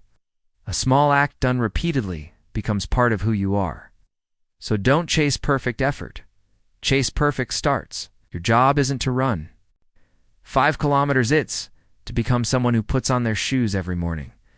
Your job isn't to write a novel, it's to become someone who opens their notebook every evening. When you master the ritual, the results begin to take care of themselves. But there's a danger here too. And Clear doesn't shy away from calling it out. Many people focus on figuring out the best approach. They spend their days planning, researching, and thinking instead of acting. He refers to this as motion without action. It feels productive. Making a playlist instead of going to the gym, reading about writing instead of actually writing, watching videos about healthy eating instead of cooking feels like progress, but in reality, it's a comfortable form of delay. The 2-minute rule kills this trap because it's not about thinking, it's about doing. You don't need a perfect plan. You just need a first step to expand on this. Clear introduces the concept of habit shaping, a strategy that helps you build habits in stages. Here's how it works. Start with something very easy, like putting on your workout clothes. Once that's automatic, move to something easy, like doing 5 push-ups, when that feels natural. Go for something moderate, like completing a 10-minute routine. And only when you're ready, move to something hard, like following a full workout program. Each stage flows naturally from the last, but you never force progress. You grow into it. Just like a tree, you send roots deep before reaching high, and those 2-minute habits are your first roots. This brings us back to one of the book's central truths. The goal is not to read a book, but to become a reader. The goal is not to run a marathon, but to become a runner. The goal is not to write a book, but to become a writer. Every time you follow a 2-minute habit, you cast a vote for the identity you want to create. One sentence? Yeah.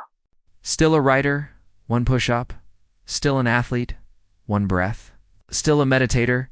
These small, repeated votes add up over time. It's this. And eventually, without even realizing it, you become the person you always hoped to be, not because you chased a specific outcome, but because you trusted the system. Let's pause for a moment and reflect.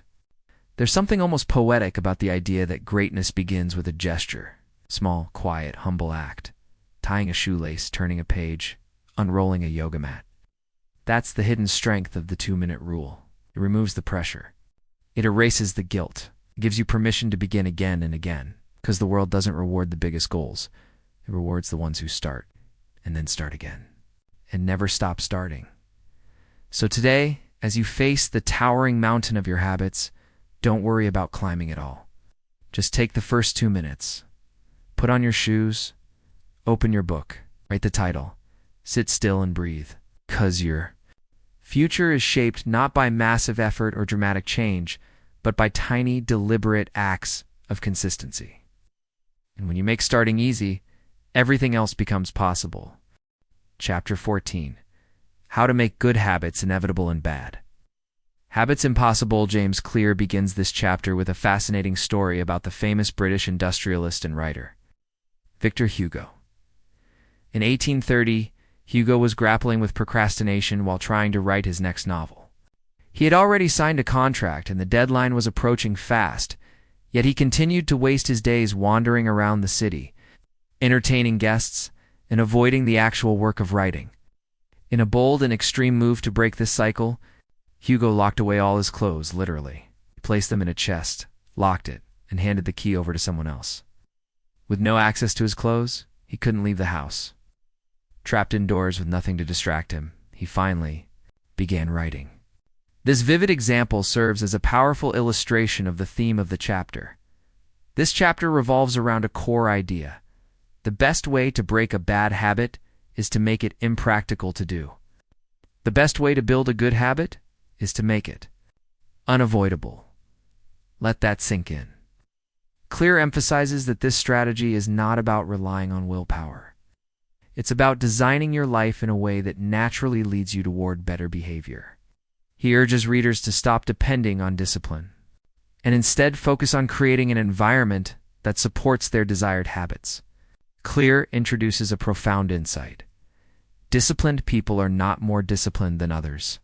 They've just designed their lives in a way that doesn't require heroic willpower. With that, the chapter dives into the practical steps we can take to follow this philosophy. We often think of habits as being shaped by internal factors like mindset, motivation, and self-control. But the truth, Clear argues, is that our environment plays a much larger role. Your habits are often shaped not by your motivation, but by your environment. Take a moment to consider your own day.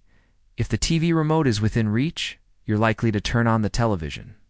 If cookies are sitting on the kitchen counter, you're probably going to eat them. If your phone is beside your bed, you'll likely scroll on it late into the night. These aren't conscious decisions. They're default actions driven by our surroundings. So what if we flipped the script? What if we made the positive behaviors the path of least resistance and the bad habits more difficult to pursue?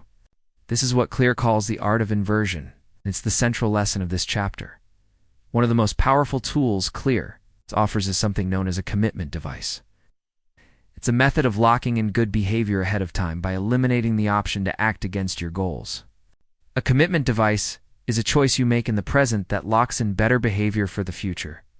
Just like Victor Hugo locking away his clothes, the idea is to remove the ability to make the wrong choice.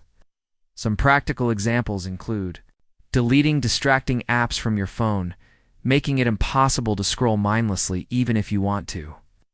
You could freeze your credit cards in a block of ice, which adds a literal layer of difficulty to impulse spending. Website blockers can help turn writing or focused work into the default action instead of watching YouTube. Scheduling a workout with a friend makes skipping it harder because you'd be letting someone else down. These devices don't force you to be a better person. They simply make it easier to do what's right. Clear then discusses how automation can serve as the highest level of environment design. Why is this so powerful? Because it removes the element of choice altogether. When you automate good behaviors, they no longer require daily motivation or deliberation. For example, set up automatic transfers to your savings account, so saving money happens without a second thought. Automate your bill payments to avoid late fees and stress. Pre-plan your meals or grocery orders online to prevent unhealthy impulse purchases. Use calendar reminders to prompt you to take action on long-term goals. Once these systems are in place, the good behavior runs in the background. You no longer wrestle with your motivation. You simply live out your values on autopilot. It's not laziness, it's leverage. Clear makes an essential point here. You often try to fight bad habits by adding friction to good ones, but the real key is to reverse that strategy. We should be removing friction from good habits and adding friction to bad ones. Let's consider what that looks like in practice. To make good habits inevitable, you can lay out your workout clothes the night before so it's easy to get moving in the morning. Place a book on your pillow so it's the last thing you see at night and encourages reading. Keep healthy food visible and within reach, while hiding or eliminating junk food from your kitchen. Use apps and tools that nudge you toward productivity instead of distraction. On the flip side, to make bad habits impossible, you might unplug your TV to make watching it a hassle. Use app limits or enable screen downtime on your phone to reduce usage. Leave your phone in another room while working to remove temptation. Better yet, don't bring junk food home at all. As Clear puts it, you don't need to be stronger. You need to be smarter about what's around you.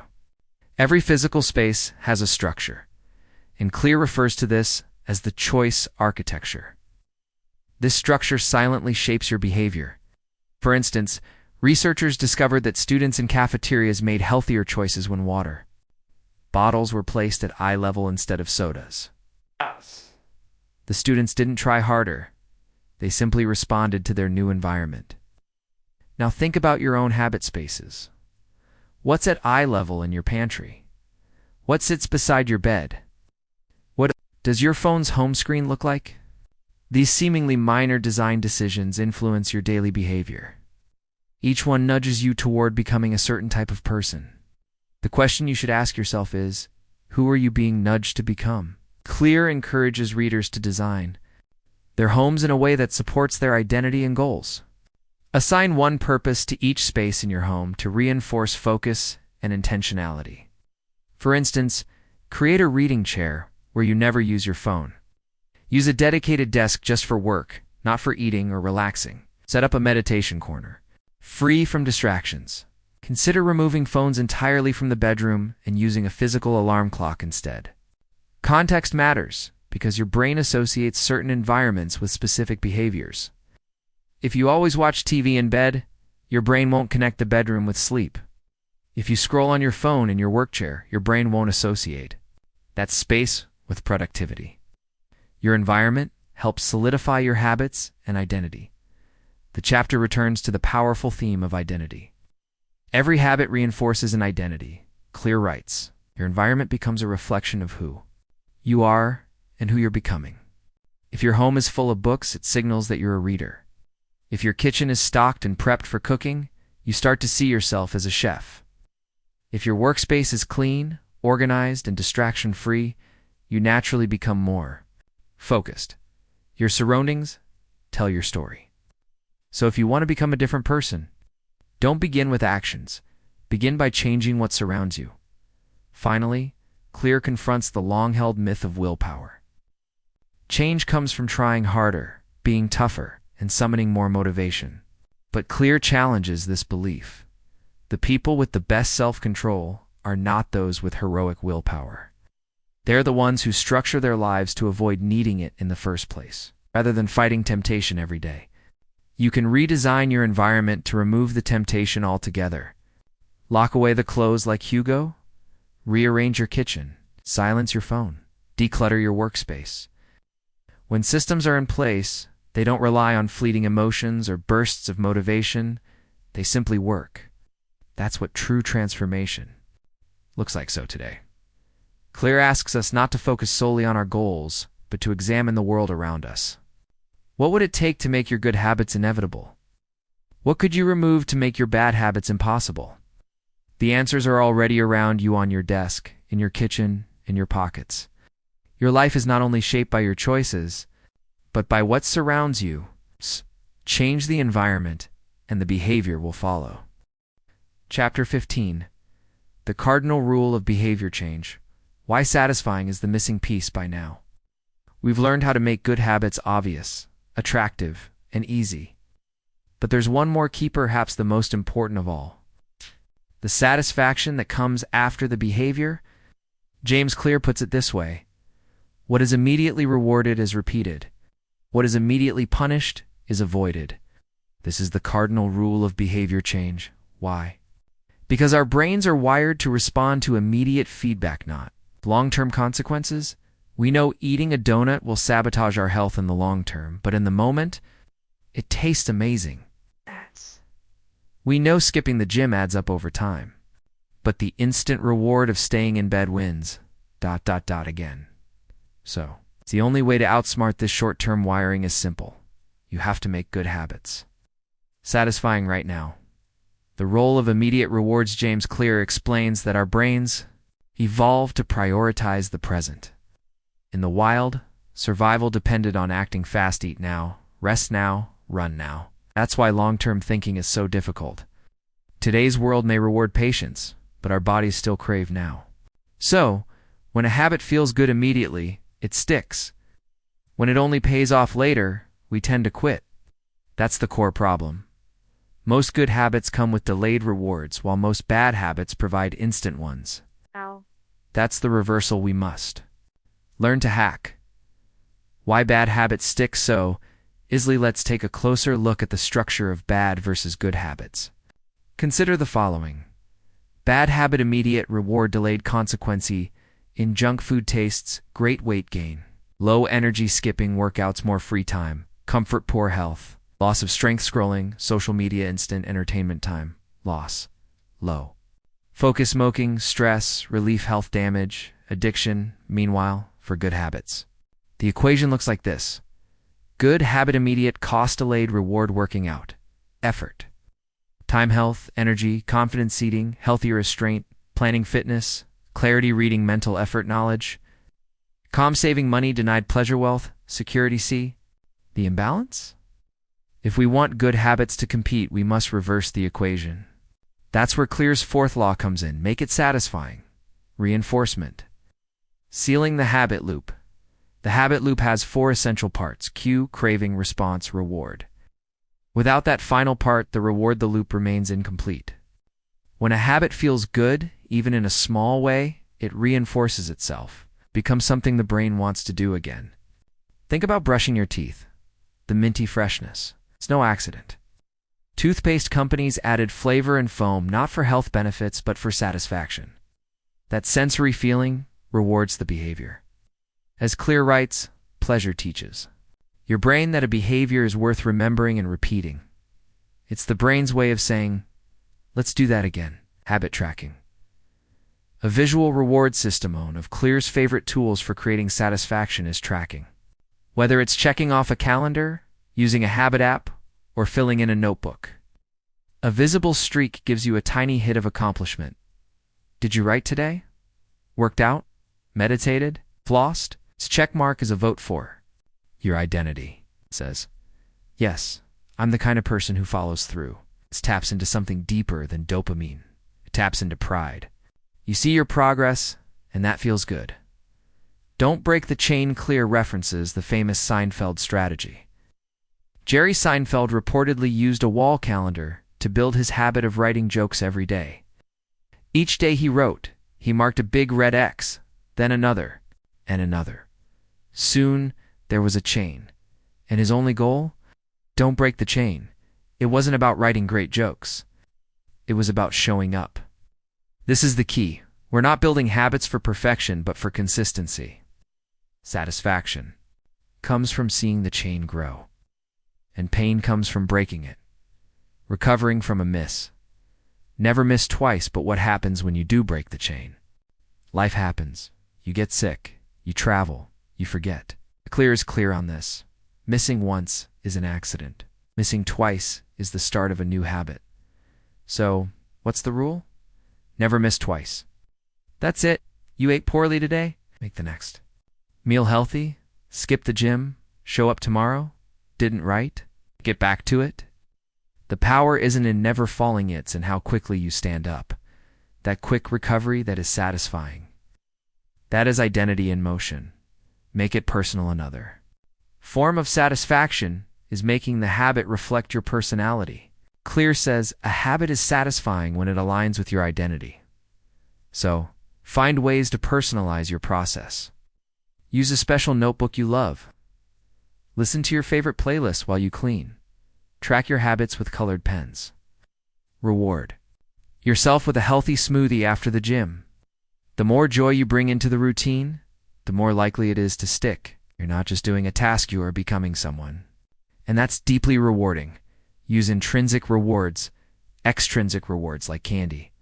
Money or prizes don't work long term. Why? Because they don't connect the habit to your identity. Clear recommends focusing on intrinsic rewards. The calm after meditation, the clarity after journaling, the pride after a workout, the confidence from showing up. These are subtle, but powerful. They're the emotional echoes that tell your brain that felt good. Let's do it again. The habit cycle feeds itself when a habit is satisfying. It becomes self-reinforcing. You floss, your mouth feels fresh. You stretch, your body feels looser. You read, your mind feels sharper. You save, you feel secure. This immediate payoff is how short-term thinking can serve long-term goals. Over time, the good habit becomes its own reward. You're no longer chasing a result, you're enjoying the process, and that's how real change happens. Summary. Make it satisfying. Let's tie it all together. Clear's fourth law, make it satisfying, teaches us we repeat what rewards us, even subtly. Most bad habits are satisfying immediately, so we must counter that. Habit tracking gives visible proof, a micro reward. Don't break the chain, fuels consistency. Never miss twice keeps us resilient. Intrinsic joy makes a habit worth returning to. Satisfaction turns effort into identity. So don't just aim for productivity. Aim for pleasure and progress. You've made it through all 4 laws. Make it obvious. Make it attractive. Make it easy. Make it satisfying. But the real secret? All of these laws aren't just tactics. They're tools to help you become someone new. You're not just building habits. You're building identity. And that is a deeply satisfying journey. Chapter 16. How to stick with good habits every day. Asterisk. By now, you've learned how to start habits, how to shape them, and how to make them feel rewarding. But beneath all this learning, there's a quiet, persistent question lingering. How do you keep going? Not just for a week, not just for a month. But how do you maintain good habits every single day? This chapter dives into the deeper art of making good habits so anchored, so naturally timed, and so effortlessly triggered that doing them becomes as unconscious as brushing your teeth. James Clear's approach is grounded in a simple yet profound truth. The secret to sticking with good habits is to build a system that naturally pulls you toward the desired behavior. Let's explore exactly how to do that. One of the most effective strategies is what Clear calls habit. Anchors attaching your new habit to something already solid in your routine. Humans are creatures of rhythm, not memory. Every morning trying to remember everything we're supposed to do. Instead, we follow patterns, routines, and cues. That's why one of the most powerful methods for habit stability is habit stacking. You may have come across it already. It's the simple idea of pairing your new habit with an old automatic one. For example, after I brush my teeth, I'll floss. Or after I pour my morning coffee, I'll journal 1 line. After I take off my shoes at home, I'll do 10 squats. Or even, after I sit down at my desk, I'll write 50 words. This method leverages existing momentum to support new growth. It doesn't resist your current routine. Integrates with it. So the real question becomes, what rhythms already exist in your life? What daily, unskippable actions can serve as solid anchors for your new habits? Think of moments like morning coffee, brushing your teeth, taking a shower, commuting, your lunch break, dinner time, or locking the door at night. These become the anchors, and your new habit becomes the satellite that orbits around them. Clear deepens this idea by introducing the power of time and location as habit cues, 2 of the most effective triggers for behavior. These are the invisible scaffolds that shape our routines. We typically wake up at similar times, eat in the same kitchen, and relax in the same favorite chair. Over time, our brains begin to associate certain places and times with specific behaviors. So what happens when we intentionally assign new habits to a particular time and location? Examples might include, at 7 a.m. in my kitchen, I stretch for 5 minutes. Or at 8 p.m. at my desk, I write 100 words. Maybe even at 6 p.m. on my balcony, I meditate. In these cases, your environment becomes your reminder. You no longer depend on willpower or memory or rhythm carries you. Speaking of environments, Clear reminds us that your environment is not neutral. It's either nudging you toward good habits or silently steering you away from them. He puts it plainly. Environment is the invisible hand that shapes human behavior. So if you want to read more, place a book on your pillow. Want to eat healthier? Keep fruit in a visible bowl on the counter. Want to write? Keep your laptop charged and ready. Want to walk more? Set your shoes by the door. These small environmental tweaks become silent cues. They whisper, do the thing. The easier and more visible the cue, the more automatic the behavior becomes. This is the core of environment design. It's not just about eliminating bad triggers, it's also about planting good ones in strategic places. But what happens when your environment changes? Life gets messy. You'll travel, get sick, move to a new place, or fall into a different schedule. And when that happens, habits often vanish. Clear offers a resilient strategy. In uncertain times, lean on your minimum viable habit. That means doing the smallest possible version of your habit just to maintain consistency. Can't do your full workout? Do 10 push-ups? Can't write 500 words? Write 50? Can't meditate for 20 minutes? Sit quietly for 2? Can't eat perfectly? Just drink a glass of water. Because in those moments, consistency beats intensity. Even if your external circumstances change, your internal identity doesn't have to. A micro-commitment sends the message, I'm still the kind of person who shows up. Now, let's take it a level deeper. Automation. What if you could build systems that remove the friction of daily decision-making? Not just reminders, but actual support mechanisms that make habits run automatically. Clear provides practical examples. Automate savings with bank transfers. Automate healthy eating with meal delivery services or meal prep routines. Automate workouts by joining a scheduled class. Automate focused work by using website blockers during your productive hours. The more behavior you remove from conscious deliberation, the more likely it is to be repeated. In essence, automation builds a bridge between intention and execution.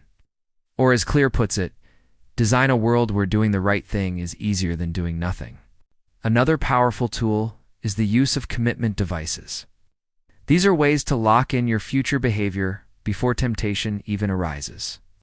For instance, unsubscribe from Netflix if binge watching kills your productivity. Leave your phone in another room when it's time to write. Schedule a workout with a friend so you won't flake. Use tech blockers to limit social media after a specific hour. These devices take the decision out of your hands before you're vulnerable. Because let's be honest, future, you can be unreliable. Commitment devices ensure that the decision is made in advance, while your willpower is strong. It's not later when you're tired or distracted. Then there's the classic but powerful strategy of habit tracking.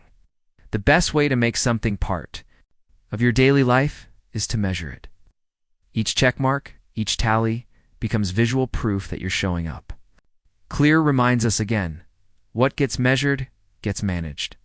Tracking creates a visible signal of your consistency. And even better, it gives you something worth protecting. Once a streak begins, you don't want to break it. At that point, you stop asking yourself, should I do this today? Instead, you ask, can I keep the streak alive? That shift in mindset changes everything. But don't go it alone. Habits become significantly easier when you're surrounded by people who live them. Want to stick with a new behavior? Join a group where your desired habit is the normal behavior. Clear emphasizes, join a group where your desired behavior is the normal behavior. The people around you reinforce your identity. They provide encouragement, accountability, and even a healthy dose of competition. Examples include joining a running club, sharing your writing online, participating in a reading challenge, or using a buddy system for workouts. The more social reinforcement you have around your habit, the less it feels like a chore, and the more it feels like a shared lifestyle. Finally, Claire introduces a powerful, yet often overlooked strategy, the habit reflection, or weekly review. It's a technique that separates amateurs from professionals. Each week, take time to ask yourself, did I stick to my habits? What's working? What's slipping? What can I tweak? This reflective pause prevents your system from drifting off course. It brings your habits back into focus. Because you're not just repeating actions, you're managing a process. Professionals treat improvement not as a one-time decision, but as a system to refine continuously. In conclusion, sticking with good habits isn't about heroic effort or massive willpower. It's about crafting reliable rituals. Anchor your new habits to the old ones that already exist. Use time and place cues to your advantage. Design your environment to support your identity. Shrink your habits to their smallest form when life gets hectic. Automate as much as possible. Commit in advance before temptation hits. Track your progress in visible ways. Reflect regularly to refine your system. And most importantly, lean on a supportive community. Consistency isn't boring. It's freeing. Because when your habits run smoothly in the background, your mind is free to dream, to create, and to grow. You're no longer fighting yourself every day you're flowing. That's how you build a life, not just a streak. You now know how. To make good habits a daily, automatic part of your identity, it's not about perfect days, it's about faithful rhythm. Show up, even in small ways, even quietly. That's how real transformation takes root. Chapter 17.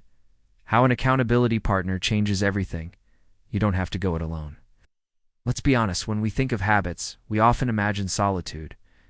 We picture early mornings, personal routines, quiet journaling, and solo workouts. These images reinforce the idea that habit building is a lonely journey. But behind almost every long-term transformation, there's nearly always someone else in the picture: a voice, a partner, a witness. In this chapter, James Clear explores a powerful yet underused truth. One of the most effective things you can do to build better habits is to join a culture where your desired behavior is the normal behavior. This idea goes far beyond simple encouragement. It touches the core of identity alignment. It's about being accountable, not just to yourself, but to someone else. Let's explore how having another person involved can change everything. The power of being seen when no one is watching. Skipping a habit becomes easy. But when someone is expecting you to show up, when someone is noticing what you're doing, everything changes. Suddenly the stakes are higher. Clear introduces the idea of accountability partners, people who observe your actions, expect consistency from you, and support you through the process. These individuals don't need to be professional coaches, and they don't have to remind you every single day. They simply need to exist within your system. The psychological effect is profound. We care deeply about how we are perceived, especially by people whose opinions we respect. This isn't a flaw or weakness, it's an ancient instinct. Humans evolved in tribes where being cast out meant danger, so we learned to conform and cooperate. That tribal instinct still lives in us today. When used wisely, it can multiply your willpower many times over. The accountability agreement Clear shares a fascinating story in this chapter about two men, Brian and his friend, who created a habit contract. Brian committed to going to the gym regularly. If he skipped a session, he had to pay his friend $100. Even worse, if he lied about going, the penalty rose to $500. The genius of this setup wasn't just the financial cost, it was the social cost. Because someone else knew. That single fact made the habit feel real. Clear emphasizes this by stating, knowing that someone else is watching you can be a powerful motivator. It's not because you want to impress that person, but because you don't want to disappoint them. Or even worse, you don't want to disappoint yourself in front of them. Habit contracts. A tool for commitments. How do you apply this concept in your own life? Clear provides a simple method to create your own habit contract. Step 1 is to write the habit contract itself. This includes clearly defining what habit you're committing to, when and how you'll do it, and what the consequences are for missing it. Step 2 is to choose an accountability partner. This person should be someone you respect, someone you wouldn't want to lie to, and someone who is supportive yet honest. Importantly, this person doesn't need to enforce the contract there. Mere presence in the process is often enough. Step 3 is to add stakes. This could involve paying money if you miss your habit, doing something unpleasant, losing a privilege, or even publicly announcing a failure. The goal isn't to punish yourself, it's to create psychological pressure. You want the consequence to be stronger than the temptation to skip your habit. Join a culture. It's not just a partnership. While accountability partners are powerful, there's an even greater force at play. Culture, Clear advises. Surround yourself with people who have the habits you want to have. This goes beyond having one person watch you. It's about having an entire community reinforcing your behavior. Why does this matter? Because in a group setting, behavior becomes contagious. Social norms form naturally, and your identity shifts much faster. If everyone at your office takes the stairs, chances are you'll start taking them too. If your friends make a habit of reading every night, you'll likely pick up the habit. If your gym crew pushes for one more rep, you'll dig deeper. You're not just adopting a new habit or stepping into a new identity tribe. Mirror neurons. And behavioral imitation, let's dive deeper into why habits are so contagious. It has to do with something called mirror neurons. These are brain cells that activate when we see someone doing something as if we're doing it ourselves. This is why babies mimic adults, why laughter spreads in a room, and why one person yawning makes everyone else yawn too. So when you're surrounded by people practicing certain habits, your brain begins to rehearse those behaviors automatically. This isn't about forcing yourself to change, it's about osmosis. When you change your surroundings, your mind naturally follows identity. The most powerful pressure, the deepest reason accountability works, is that it taps into your sense of identity. Claire reminds us, every action is a vote for the type of person you want to become. When someone else sees you show up consistently, they begin to believe in that version of you, and eventually, you start to believe it too. You're longer someone who is trying to work out, you're becoming an athlete. You're not trying to write, you're becoming a writer. You're not trying to quit smoking, you're becoming a non-smoker. The presence of others strengthens this internal transformation. It's not about shame, it's about solidarity. You're not just changing your behavior, you're stepping into a new social identity. When accountability breaks down, of course. There are times when accountability can backfire. It can become problematic if you choose someone who is too lenient, if the contract feels overly forced, or if the environment becomes toxic or shaming. That's why it's essential to design the accountability relationship carefully. Accountability partners supports rather than criticizes. They believe in your goals, challenge your excuses kindly, and celebrate your wins. If the social pressure becomes too negative, it can lead to rebellion. If it's too soft, it can lead to complacency. The key lies in striking the right balance. Gentle tension coupled with strong support, build a habit circle. Clear ends the chapter with a powerful suggestion. Create your own accountability ecosystem. Don't just rely on one partner, build a circle. You could start a writing group, a fitness circle, a reading club, a startup crew, a no-sugar pact, or a meditation challenge. The more visible your behavior becomes to others, the more likely you are to stay committed. You'll be seen, supported, and safe. Over time, that structure becomes your shield, a system stronger than your mood, energy, or motivation. Final thoughts. Transformation through togetherness. At the end of the day, habit change isn't just about what you do.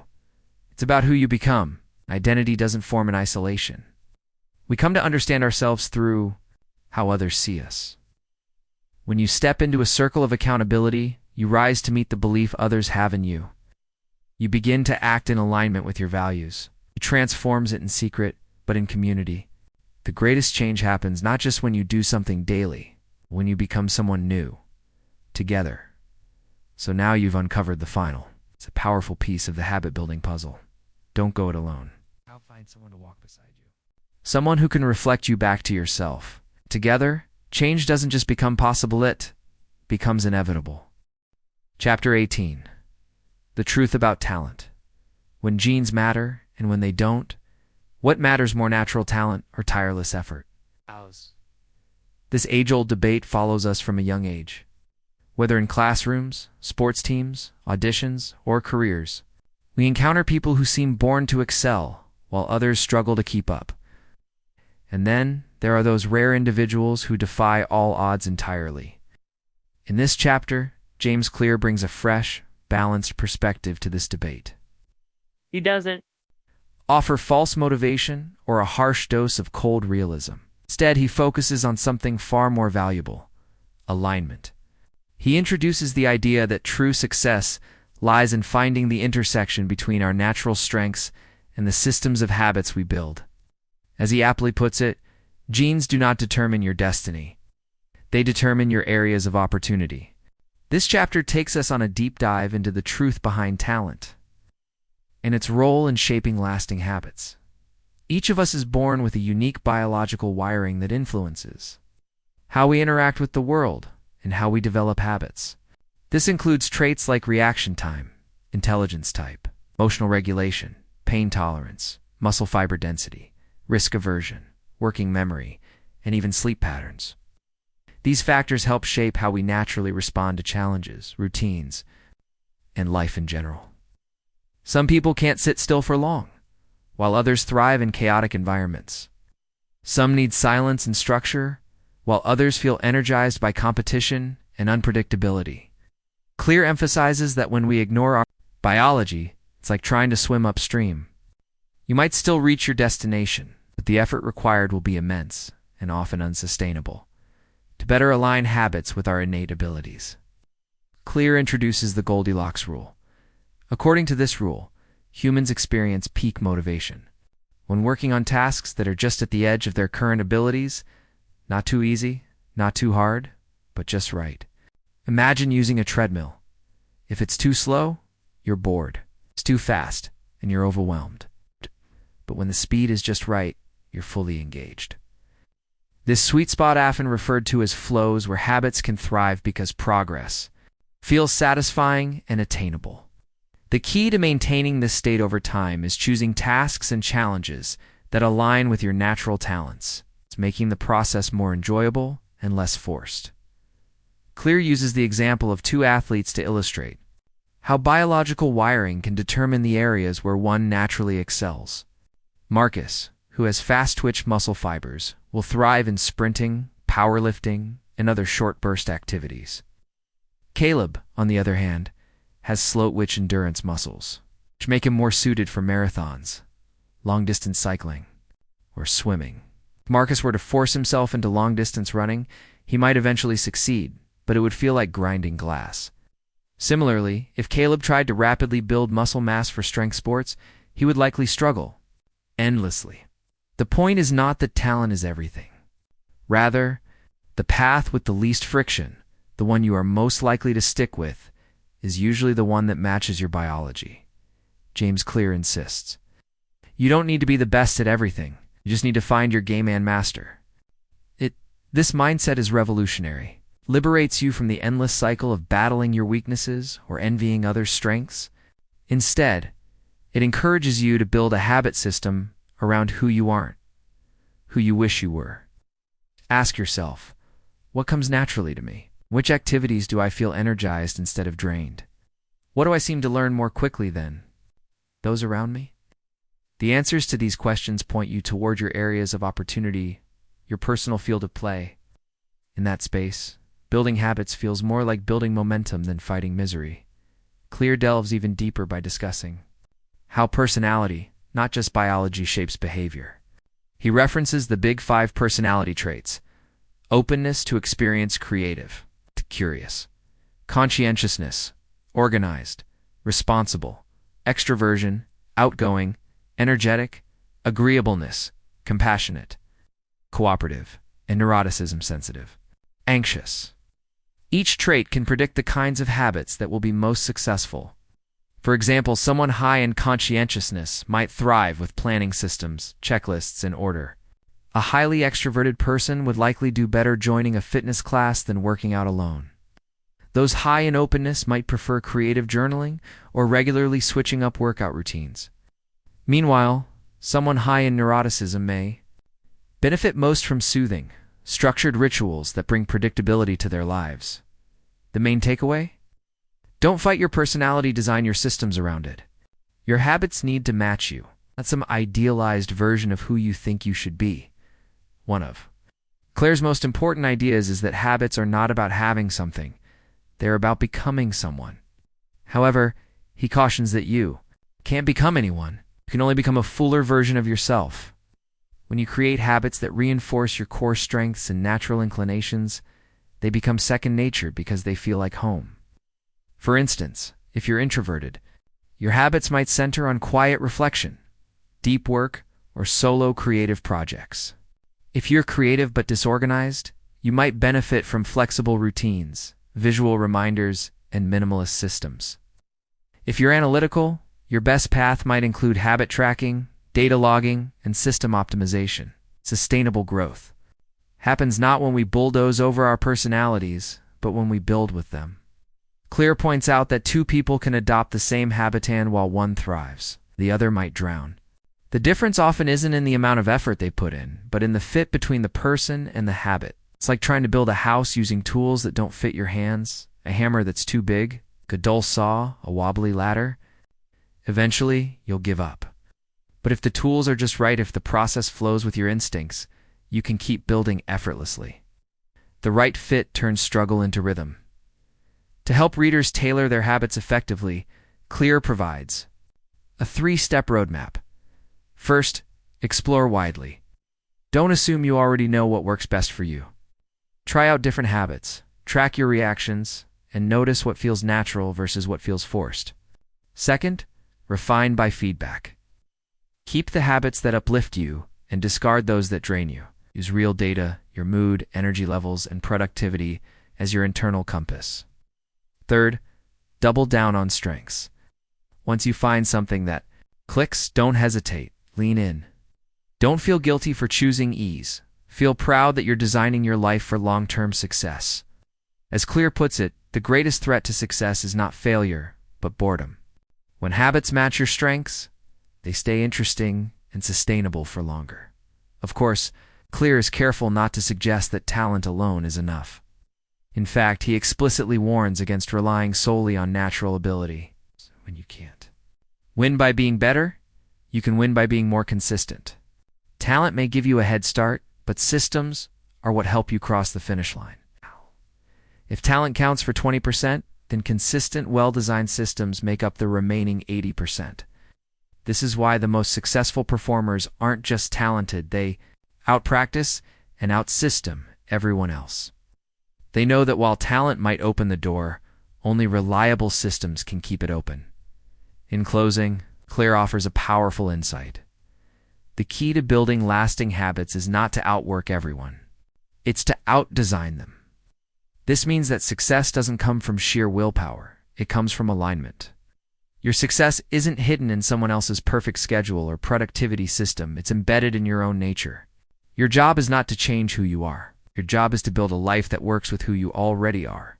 When you do this, habits stop feeling like a struggle. Instead, they become a reflection of your gifts, your temperament, and your true path. That is where greatness truly begins. You don't have to be the most talented person in the room. You do need to discover your strengths and then build a system that honors and enhances them. Because the truth about talent isn't that it limits you. It's that it gives you a starting point. And where you go from there is entirely up to you. Chapter 19. The secret to results that last. Make it a part of your identity. This chapter. James Clear takes us deeper than ever before, beyond all the strategies and techniques for building better habits. Up until now, we've explored how habits function, how to make them obvious, attractive, easy, and satisfying. We've seen how our environment and cues shape our behavior, how tiny changes compound into massive improvements over time, and how systems tend to outperform even the most ambitious goals. But now Clear invites us to look beneath all of these ideas to the very core of lasting transformation. He writes, "The ultimate form of intrinsic motivation is when a habit becomes part of your identity. This is the most profound insight in the entire journey. Because no matter how clever your system is, or how clearly you articulate your goals, if your identity remains unchanged, your results will eventually snap back to match it. That's why long-term change isn't just about adopting better habits. It's about becoming a better version of yourself." Clear introduces the concept of the 3 layers of behavior change. These are outcomes, such as losing weight, writing a book, or earning more money. Processes, which include the routines and systems you put in place. And identity, your deepest beliefs about who you are. Most people try to change from the outside in. For example, they might say, "I want to lose weight," an outcome, so they start going to the gym, a process. But internally, they still carry the belief, "I'm not athletic," identity. Eventually, that belief wins. Because behaviors that contradict our self-image are difficult and sometimes even painful to sustain. However, when you reverse the process and start with identity, something powerful happens. You might say, "I'm becoming a healthy person," identity. That belief then supports the process. A healthy person moves daily. As a result, you naturally experience the outcome. I lose weight. Now, your habits are flowing with who you believe you are, not against it. This leads to the key idea behind identity-based habits. As Clear puts it, the goal is not to read a book. The goal is to become a reader. The goal is not to run a marathon. The goal is to become a runner. The goal is not to write. The goal is to become a writer. This small but powerful shift from doing to being changes everything. You're no longer performing behaviors just for short-term results. Instead, each action becomes a vote for the person you are becoming. One salad is a vote for I'm a healthy person. One morning journal entry is a vote for I'm a mindful person. One push-up is a vote for I'm someone who moves. One thank you note is a vote for I'm a grateful person. Each vote reinforces that identity. The more votes you cast, the stronger your belief in that identity becomes. To build identity-based habits, Clear offers a simple two-step process. Step 1. Decide the type of person you want to become. Don't just focus on what you want to achieve. Define who you wish to be. Ask yourself, what kind of person could achieve this goal? Who is the type of person that does these things consistently? What beliefs would that person hold? For example, if you want to write daily, identify as a disciplined storyteller. If you want to quit smoking, say, I'm not a smoker. If you want to learn languages, become a curious learner. Choose an identity you can fall in love with. Step 2. Prove it to yourself with small wins. Every habit you perform is a vote for the identity you're building. You don't need a perfect track record, just a majority of votes. Sure, you might miss a workout, eat something unhealthy, or waste a few hours now and then. But as long as your overall trend favors your new identity, it will begin to stick. One of the most powerful insights Clear offers is that belief drives behavior. He writes, once you believe something about yourself, you act in alignment with that belief. This can work both ways. Negative self-identities often become self-fulfilling prophecies. If you believe I'm bad at math, you'll avoid practicing it. If you think I always quit things, you may unconsciously sabotage your progress. If you tell yourself I'm just not disciplined, you may stop even trying to organize your life. But when you shift your identity, change begins from the inside out, not just in what you do, but in how you see yourself. Identity-based habits make these beliefs visible, real, and tangible. Here's a hopeful truth. Every action you take is a vote for the type of person you wish to become. Your identity is not fixed. It's not a label you're stuck with. Identity is a process of sculpture slowly revealed by your habits. Think of yourself as a statue waiting to emerge from the marble. Every habit is a chisel strike, revealing a little more of the person you're becoming. Just like in sculpture, consistency matters more than intensity. You don't need grand gestures, just small, steady strikes. Day after day, Clear also explains how many of our identities come from stories we tell ourselves over and over. I'm shy. I'm disorganized. I can't cook. I always procrastinate.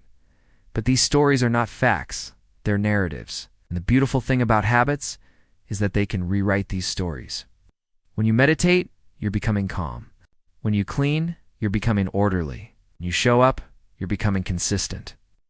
So instead of obsessing over results, ask yourself, what story am I reinforcing today? What story do I want to reinforce tomorrow? Of course, identity change doesn't come easy. Old identities tend to cling to us, especially when they are tied to emotions like pride, pain, or safety. Letting go of beliefs like, I'm the funny one who always drinks, or I'm the rebel who doesn't play by the rules, or I'm the overachiever who never rests, can feel like a loss. But beyond that discomfort lies freedom, the freedom to be more authentic, healthy, creative, and calm. It takes courage to let go of who you've been. But with habits, you can shape who you become, one choice at a time. In closing, Clear offers a powerful formula. Identity plus system equals results that last. Without identity, your system feels fake, like a costume. Without systems, your identity is just a wish. But when combined, they form a self-reinforcing loop. Identity gives your habits a direction. Habits give your identity proof. This is what real transformation means, not just reaching goals, but evolving into someone new. So what will you build? Not just a better schedule, not just a cleaner home, not just a new job or morning routine, but a stronger identity, a deeper belief, a truer version of yourself. Because when you cast enough votes for being kind, disciplined, resilient, and creative, you don't just act like that person. You become them. And This is how habits shape destinies. Final reflection and thematic analysis of atomic habits, a mirror to your life, and so our journey through atomic habits reaches its close. We've walked chapter by chapter through James Clear's thoughtful, often profound exploration of human behavior. We've seen how habits, those quiet, invisible routines, can build us up or break us down, one small act at a time. This is not a book about hacks. It's not a motivational speech. It's a mirror held up gently, so we can see ourselves clearly, not to judge, not to shame, but to ask, who am I becoming, and who do I want to become? The core truth. Small habits, big impact. Let's return to the book's most powerful premise. You do not rise to the level of your goals. You fall to the level of your systems. Goals are momentary. Systems are lasting. Motivation is fleeting. Environment shapes action. Discipline is important, but identity, who you believe yourself to be, that's what truly endures. Change not by chasing intensity, but by embracing consistency. We become powerful not through giant leaps, but through small, steady steps. Each habit is a vote. Each repetition is proof. And eventually, you look in the mirror and see someone new, not because the world says so, but because you know you've earned it. The psychology beneath the Practice Clears framework is deeply rooted in behavioral psychology. Without ever becoming academic, what makes it brilliant is its simplicity, not in a shallow way, but in a refined way. His 4 laws of behavior change, cue, craving, response, reward, don't just explain what we do, they give us tools to reshape it. Every law works like a lever. Make it obvious, gives reshape your environment. Make it attractive, gives reframe rewards. Make it easy, gives reduce friction. Make it satisfying, gives close the feedback loop. This isn't theory sitting on a shelf. Meant to be used, lived, tested, integrated. The emotional undercurrent, identity but beyond strategy. Atomic Habits carries an emotional truth. Because behavior change is never just about routines. It's about belief. It's about healing. It's about letting go of the self that holds us back. That's why the book's final chapters strike the deepest. True behavior change is identity change. You are not just forming a habit, you are forming yourself. Every time you show up to create, choose to rest, forgive yourself, take a small step forward, you say, I am worthy of change. I am someone who takes care of their future. I am building something better, starting with me. Literary craft and narrative elegance. James Clear writes like a guide sitting beside you, calm, assured, never rushed. He doesn't shout, he nudges. He doesn't promise you'll change overnight, only that you can, if you give small things time. What's masterful is the structure. Each chapter is crisp. Self-contained and actionable stories are woven throughout, from Olympic athletes to business turnarounds. From surgeons to artists, complex psychological principles are made human and practical, and the entire arc moves from systems gives to identity gives to transformation. This narrative design mirrors the very process of habit change. Start from action, build consistency, then transform the self. Broader context and cultural impact. Atomic Habits wasn't just a bestseller. It became a movement. Why? Because in an era of overwhelm, burnout, and endless hustle culture, this book whispered something radical. You don't need to do more. You just need to do a little better. It gave permission to slow down, to zoom in, to build lives from the ground up with intention and patience. It also subtly challenged the cultural obsession with big wins. Not one ox growth -1% daily improvement, not dramatic transformation, quiet evolution. Not heroic sprints, humble systems. That message resonated with millions because it felt real, timeless wisdom from a modern voice. At its heart, Atomic Habits doesn't offer new truths. It rearticulates timeless ones in a modern voice. Aristotle said, "We are what we repeatedly do." Lao Tzu taught, "A journey of 1,000 miles begins with a single step." James Clear reminds us, every action is a vote for the kind of person you wish to become. This is old wisdom made new again. And now it lives in thousands of lives, routines, and quiet daily choices across the world. The journey ahead yours to shape, so what now? Now is where the story leaves the page and becomes part of your life. You won't remember every framework or every rule. You may not follow everything perfectly, but if you remember one thing, let it be this. Every small habit matters because it becomes part of who you are. Start with one push-up, one page, one deep breath, one kind word. Let that be the seed. Let it grow. The rest, the clarity, the momentum, the strength will follow. You've walked this far. Now take one small step and let your identity rise. Thank you for joining me on this journey through Atomic Habits by James Clear. If it's helped you see yourself and your potential a little more clearly, then the seeds of change are already planted. Till next time, sleep well and keep building the life you quietly believe is possible.